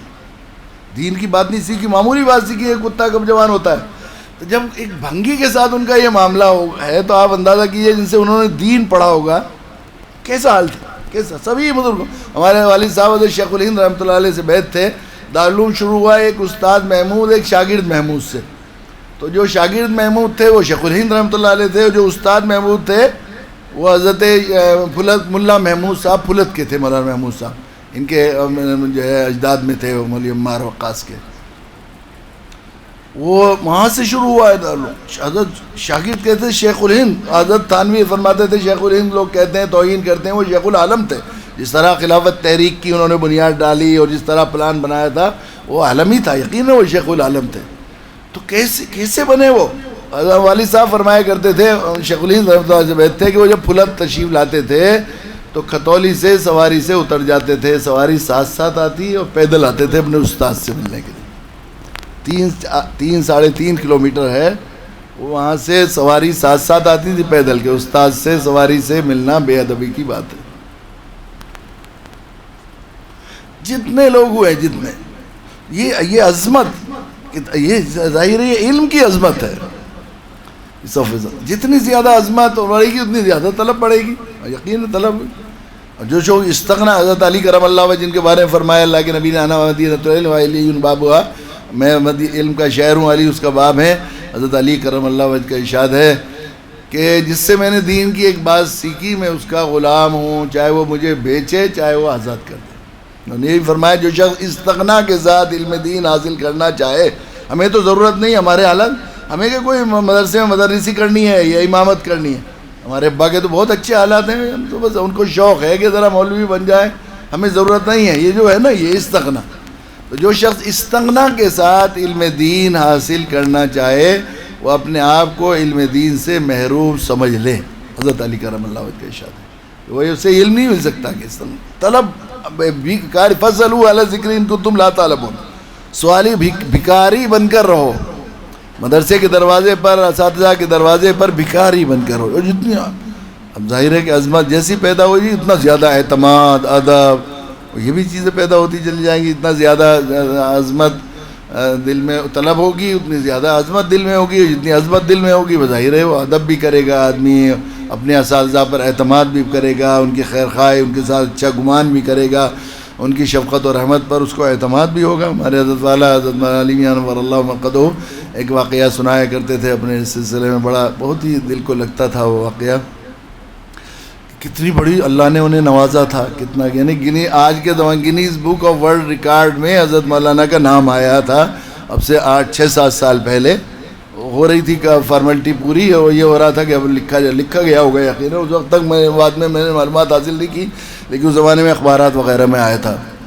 واجپئی ہندوستان کے پرائم منسٹر تھے. واجپئی وہ حضرت مولانا کی عیادت کے لیے گئے ندوہ میں، جب پرائم منسٹر تھے اس زمانے میں. جب واپس آئے تو پریس کانفرنس کی انہوں نے لکھنؤ میں کہ مجھے اس بات پر فخر ہے کہ میں مولانا علی میاں جی سے 3 مرتبہ بھیٹ کی ہے. یہ خیرکم من تعلم القرآن وعلمہ کا وقار. جب انہوں نے خود پاجا سراغ زندگی، اس کا سراغ زندگی کو سمجھ لیا، پاجا سراغ کو سمجھ لیا، اللہ نے کیسا prime minister of India, Hindustan کا پرائم منسٹر یہ کہہ رہا ہے کہ 3 دفعہ میں ملا ہوں اسے، اس پر فخر محسوس کر رہا ہے. آپ اندازہ کیجئے کہ خیرکم من تعلم القرآن وعلمہ کا وقار. Guinness book of world record میں صرف اس لیے حضرت مولانا کا نام تھا کہ ان کی حیات میں دنیا کی ٹاپ موسٹ بڑی بڑی آکسفورڈ، کیمبرج اور یہاں علی گڑھ وغیرہ میں بھی تھا، جامعہ ازہر میں بھی 42 لوگ حضرت مولانا کی حیات میں پی ایچ ڈی کر چکے تھے. کوئی آدمی دنیا کا ایسا نہیں ہے ہوا جس کی زندگی میں، مرنے کے بعد تو اس سے زیادہ ہوا ہے، لیکن زندگی میں 42 لوگ ان کے علوم پر، ان کے موضوعات پر، ان کے نام پر، ان کی ذات پر، ان کی زندگی پر پی ایچ ڈی کر چکے. کتنی بڑی، کیسا بڑے بڑے علماء وہ جو ہے ان کا احترام اور اکرام کرتے تھے. کیسے بنے، کیسا ان کے ہاں استادوں کی قدر اور کیسی عظمت اور کیسے دل میں تھی. وہ سنایا کرتے تھے حضرت کے، وہ جو ہے خلیل عرب سے ہم نے عربی پڑھی اور وہ میرے خاص استاد تھے بہت ہی زیادہ. میں بھی ان پر اعتماد کرتا، وہ بھی میرے ساتھ بہت شفقت کا معاملہ فرماتے تھے. لیکن والد صاحب، بھائی صاحب کو خیال ہوا کہ انگریزی پڑھ لیں، دنیا میں جانا ہے، تو ایک ماسٹر خلیل صاحب جو خلیل عرب کے اچھے خاصے دوست بھی تھے، ان کو لگا لیا گیا ٹیوشن. تو گھر خاتون منزل میں پڑھانے کے لیے آیا کرتے تھے. تو برسات کے موسم تھا، تو برسات میں یہ ہوتا ہے لکڑی کے دروازے ذرا بڑھ جاتے ہیں، تو دروازہ بند کرنے میں ذرا بڑا مشکل ہوتا ہے، بہت زور لگانا پڑتا ہے تب جا کے بند ہوتے ہیں. بعض دفعہ بند ہوتے بھی نہیں، ایسا ہو جاتا ہے. تو مجھے بہت تیز بخار ہو گیا. ماسٹر صاحب پڑھانے کے لیے آئے تو میں نے کہا ماسٹر صاحب معاف کیجیے گا، آج ہمیں بہت بخار ہو رہا ہے اور ہم بیٹھا نہیں جائے گا ہم سے، تو کیا آپ ہمیں چھٹی دے سکتے ہیں آج؟ ہم کہہ رہے نہیں کوئی بات نہیں بیٹا. بہت شفیق تھے، بہت ہی شفقت رکھتے تھے، بہت ذرا طبیعت میں بعد نرم مزاج ہوتے ہیں. ماسٹر صاحب بہت ہی نرم مزاج تھے. اب وہ جناب واپس چلے گئے. تو میں نے دروازہ بند کرنے کی کوشش کی بہت دفعہ، ایک دفعہ دو دفعہ، بخار میں اور بھی ضعف ہو رہا تھا کہ جب دو نہیں ہوا تو پھر میں نے زور سے دھکا دیا، ایک دم کھٹ دنی دروازہ بند ہوا۔ تو انہیں یہ خیال ہوا ماسٹر صاحب کو کہ آج انہوں نے چھٹی مانگی ہے، جب چھٹی مل گئی تو انہوں نے فاتحانہ طور پر، کبھی کبھی جب استاد سے چھٹی مانگتے ہیں اور بات بن جاتی ہے تو کہتے ہیں زندہ باد بچے، طلباء کا تو ہوتا ہے بھائی زندہ باد، تو یہ سوچتے ہیں ہم جیت گئے، ایسا سمجھتے ہیں۔ حالانکہ بڑوں کے سامنے ہارنے میں ہی جیت ہوتی ہے پیارے بچوں، یہ بات تاریخ بتاتی ہے۔ جو ہارنا سیکھ گئے وہ جیت گئے اپنے بڑے بزرگوں کے، اور رائے اپنی منوانا نہیں، اپنی رائے کے مقابلے میں بڑوں کی رائے ماننے کا حوصلہ اگر اللہ نے عطا کر دیا تو سمجھیے کہ اللہ نے آپ کی تقدیر میں کچھ بننا لکھ دیا ہے۔ یہ ہوتا ہے عام طور پر۔ وہ سوچا کہ انہوں فاتحہ نہ کیا تو یہ جذبہ تو ٹھیک نہیں، بہت شفقت رکھتے تھے تو خود تو کچھ کہہ نہیں سکتے تھے، خلیل عرب سے انہوں نے جا کر کہا کہ وہ عالمیہ نے پہلے چھٹی مانگی اور پھر جب ہم نے چھٹی دے دی تو فاتحانہ طور پر دروازہ بند کیا، تو ہمیں یہ اچھا نہیں لگا۔ تو وہ بھی کبھی مارتے وارتے نہیں تھے، حضرت پر بہت شفیق تھے، لیکن انہیں خیال ہوا کہ یہ بات پیدا ہو گئی ہے اس کے ذہن میں، تو یہ تو بڑی مضر ہے، بہت شفیق تھے۔ تو انہوں نے جو ہے ڈنڈا لیا، کسی اور ڈنڈا ہوتا بھی نہیں تھا ان کے پاس، تو انہوں نے کسی دوسرے استاد سے، ذرا بعض ہوتے ہیں نا ڈنڈے والے استاد بعض ہوتے ہیں، تو اسے لیا۔ آپ کے یہاں بھی ہیں کچھ ایسے؟ نہیں ہیں، نہیں ہونے تو ان کی وجہ سے مولانا طارق جمیل صاحب سنا رہے تھے کہ ایک ماسٹر صاحب تھے، بڑے جماعت سے تعلق تھا ان کا، لیکن نماز کی بہت پابندی کرایا کرتے تھے۔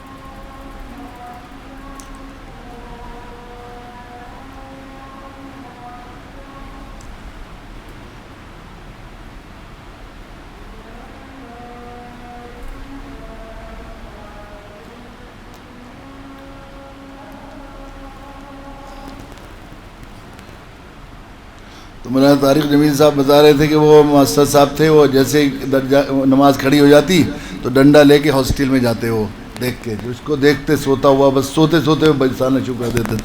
تو وہ دو تین لڑکوں کو مار رہے تھے، ہمیں آواز آئی تو ہم سو رہے تھے، بھاگے، ہم دوڑے، تو جو ہے دو تین تو بے وضو ہی کھڑے ہو گئے، ایک میں نے وضو کر لیا، تو میں وضو کر کے کھڑا ہوا تو برابر میں جو میرا ساتھی تھا اس نے کہا 4 رکعت نماز ظہر، واسطے ڈر ماسٹر فیاض صاحب کے، اللہ اکبر، بچنے ڈر کے، واسطے ڈر کے۔ ایسا بھی ہوتا ہے کبھی نا، تو وہ بعض ہوتے ہیں ڈنڈے والے، تو انہوں نے کسی سے ندوے سے دوسرے سے ڈنڈا لیا اور بہت مارا حضرت مولانا کو۔ شروع میں کچھ بتائیں کہ تم ایسے ہو گئے ہو، ابھی سے پہلے چھٹی لیتے ہو، ماسٹر صاحب سے چھٹی لی اور پھر تم نے فاتحانہ طور پر دروازہ بند کیا۔ تو حضرت فرماتے تھے کہ اللہ کے لاکھ لاکھ شکر ہے، ذرہ برابر ہمارے دل میں یہ بات نہیں آئی کہ بغیر ختم آ رہے ہیں۔ بخار ہمیں بہت تیز تھا، بخار کی حالت میں پٹائی ہوئی. تو میرے ذہن میں یہ بات رہی کہ اس وقت تو ہماری شاید غلطی نہیں, لیکن کوئی غلطی ضرور تھی جو جیسے شفیق استاد کے دل میں اللہ نے غصہ ڈال دیا ہے. یہ ہمارے اتنے خیر خواہ ہیں, اتنے محسن ہیں, ذرا برابر کوئی وہ نہیں پیدا ہوئی, کوئی گناہ نہیں ہے کچھ. اور والدہ بیوہ تھیں, اکیلے بچے تھے بیچارے, کیسے کیسے پالا تھا, بڑی شفقت. تو جمعے کے روز رائے بریلی جایا کرتے تھے.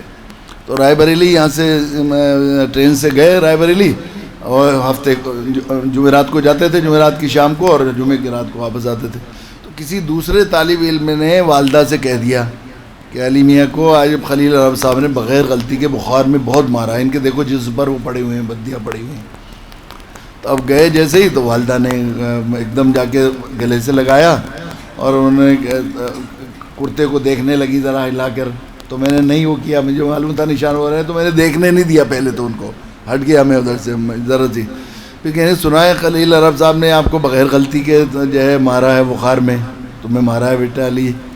تو کہ اللہ کی طرف سے فیصلہ ہوا. حضرت فرماتے تھے کاتب تقدیر قلم لکھ لیے بیٹھا تھا کہ عربی آئے گی نہیں آئے گی, علم آئے گا ملے گا کہ نہیں, اسی وقت فیصلہ ہوا. حضرت فرماتے تھے اللہ نے فضل فرمایا, ہمیں بچا لیا. حضرت یہ نہیں کہتے تھے میرا کمال تھا, اللہ نے ہمیشہ شکر کی کیفیت رہتی تھی کہ فوراً میں نے کہا کہ اماں جی کہیں شفیق استاد بھی اپنے شاگرد کو بغیر غلطی کے مارا کرتا ہے, ایسے کیسے, کس نے بہکا دیا آپ کو؟ اتنی محبت کرتے ہیں مجھ سے وہ, اور اتنا تعلق رکھتے ہیں ہم پر, محسن استاد ہیں, اور ہمیں بغیر غلطی کے. حضرت فرماتے تھے اسی وقت لکھ دیا گیا جو عربی دنیا میں اتنا لوہا بنا, تاکہ اسی لمحے فیصلہ ہو گیا. یہ اعتماد کس چیز سے پیدا ہوگا کہ بڑی جب عظمت دل میں ہوگی علم کی, اتنی بڑی دولت دے رہے ہیں ہمیں. کوئی بڑے آدمی ہوتا ہے جب یہ معلوم ہوا کہ بڑی مایا مجھے مالدار کر دیا, اس نے کیسے غریب سے کہاں پہنچا دیا, تو آدمی کو اس کی گالیاں بھی سوالیہ لگتی ہیں نا, یہ بات ہوتی ہے. یہ عطا, تو نعمت کا پہلا مرتبہ جو ہے وہ یہ ہے کہ نعمت عطا ہو جائے, عطا ہے نعمت. دوسرا درجہ ہے بقائے نعمت کا کہ باقی رہ جائے, اور تیسری درجہ اس کا یہ ہے کہ نفع حاصل ہو, موجود ہے اس سے فائدہ نہیں اٹھایا. اور تیسری چیز تکمیل ہے نعمت کی برکت, کہ نعمت علم کی, علم میں اللہ تعالیٰ برکت عطا فرمائے. تو یہ تکمیل جب ہوگی جب آدمی اللہ تعالیٰ علم میں برکت بھی عطا فرمائے. تو آج یہیں پر ہم بات ختم کرتے ہیں. پہلی بات میں نے عرض کی ہے کہ اپنے اندر اعتماد پیدا کیجئے, اپنا بلکہ ایمان پیدا کیجئے. خیرکم من تعلم القرآن والو, اپنے عمل سے, اپنے شعور سے, اپنے جذبے سے, اپنے فکر سے یہ بات ظاہر کیجئے کہ خیرکم من تعلم القرآن وعلمہ. جب اس نعمت کا احساس ہو تو دل کی گہرائی سے الحمدللہ کہیں, اور کبھی کبھی صلاۃ الشکر پڑھیں. اگر خدا نخواستہ 100 بار خدا نخواستہ اگر احساس کمتری باقی ہے اور آپ مجبوری سمجھ کر مدرسے میں ہیں, تو پھر میری درخواست یہ ہے کہ آپ دوسرا یہاں سے یہیں سے ختم کر دیں پڑھنے پڑھانے کا سفر, اور دوسرا راستہ اختیار کریں. اللہ کی زمین وسیع ہے, بہت سے کام مل سکتے ہیں, بہت سی جگہ اگر پیسے کمانے ہیں یا عزت ہی کمانی ہے یا کوئی اور نام کمانا ہے, تو دوسری لائنوں سے بہت میدان ہے, وہاں پر جا کر نام کما سکتے ہیں. دوسری بات یہ ہے کہ جب یہ ہے نعمت مل جائے, اب یہاں آئے ہیں تو نعمت مل جائے, تو اللہ کی نعمت کے اللہ کی علم اللہ کی عطا ہے, جس کے لیے طلب شرط ہے. طلب اس کی ہوتی ہے جس کی عظمت دل میں ہو, قدر و منزلت دل میں ہو. تو ہمیں اساتذہ کا احترام, قدر, منزلت اور ادب, خاص طور سے ادب اس کا ایک خاص حصہ ہے, مقام ہے. اس لیے علماء نے لکھا ہے کہ اللہ ہدایت جو اللہ کا خاص عطا ہے, وہ بے ادب کو ہدایت نہیں ہوتی. کافر مشرک کو اللہ ہدایت دیتے ہیں, لیکن بے ادب کو با ادب با نصیب, بے ادب بے نصیب. یہی بات بہت مشہور بات ہے, جملہ ہے. تو یہ ادب جب آئے گا جب دل میں پہلے خیرکم من تعلم القرآن والے ایک دوسرے کے ساتھ مربوط ہیں, یہ چیزیں لازم و ملزوم ہے. جب خیرکم من تعلم القرآن وعلمہ کی ایمان کی کیفیت طاری ہوگی, تو پھر علم کی, اور علم جن واسطوں سے آ رہا ہے, علم کی ایک ایک چیز کی, کتاب کی, ہر چیز کی قدر و منزلت دل میں ہوگی. اللہ تعالیٰ ہمیں توفیق عطا فرمائے کہ ہم لوگ خوب اعتماد اور ہمارے اندر اس پر جو ہے وہ جو احساس کمتری کیفیت ہے, اللہ تعالیٰ اس سے بچا کر ہمیں خیرکم من تعلم القرآن وعلمہ کا یہ ایمان کا, یہاں کے آپ کو میں سے ہر ایک طالب علم کو, پڑھنے پڑھانے والوں کو اس کا صحیح مظہر بنائے, اور اس مدرسے کو خیرکم من تعلم القرآن وعلمہ کے اظہار کا شو روم بنائے. وآخر دعوانا الحمدللہ رب العالمین.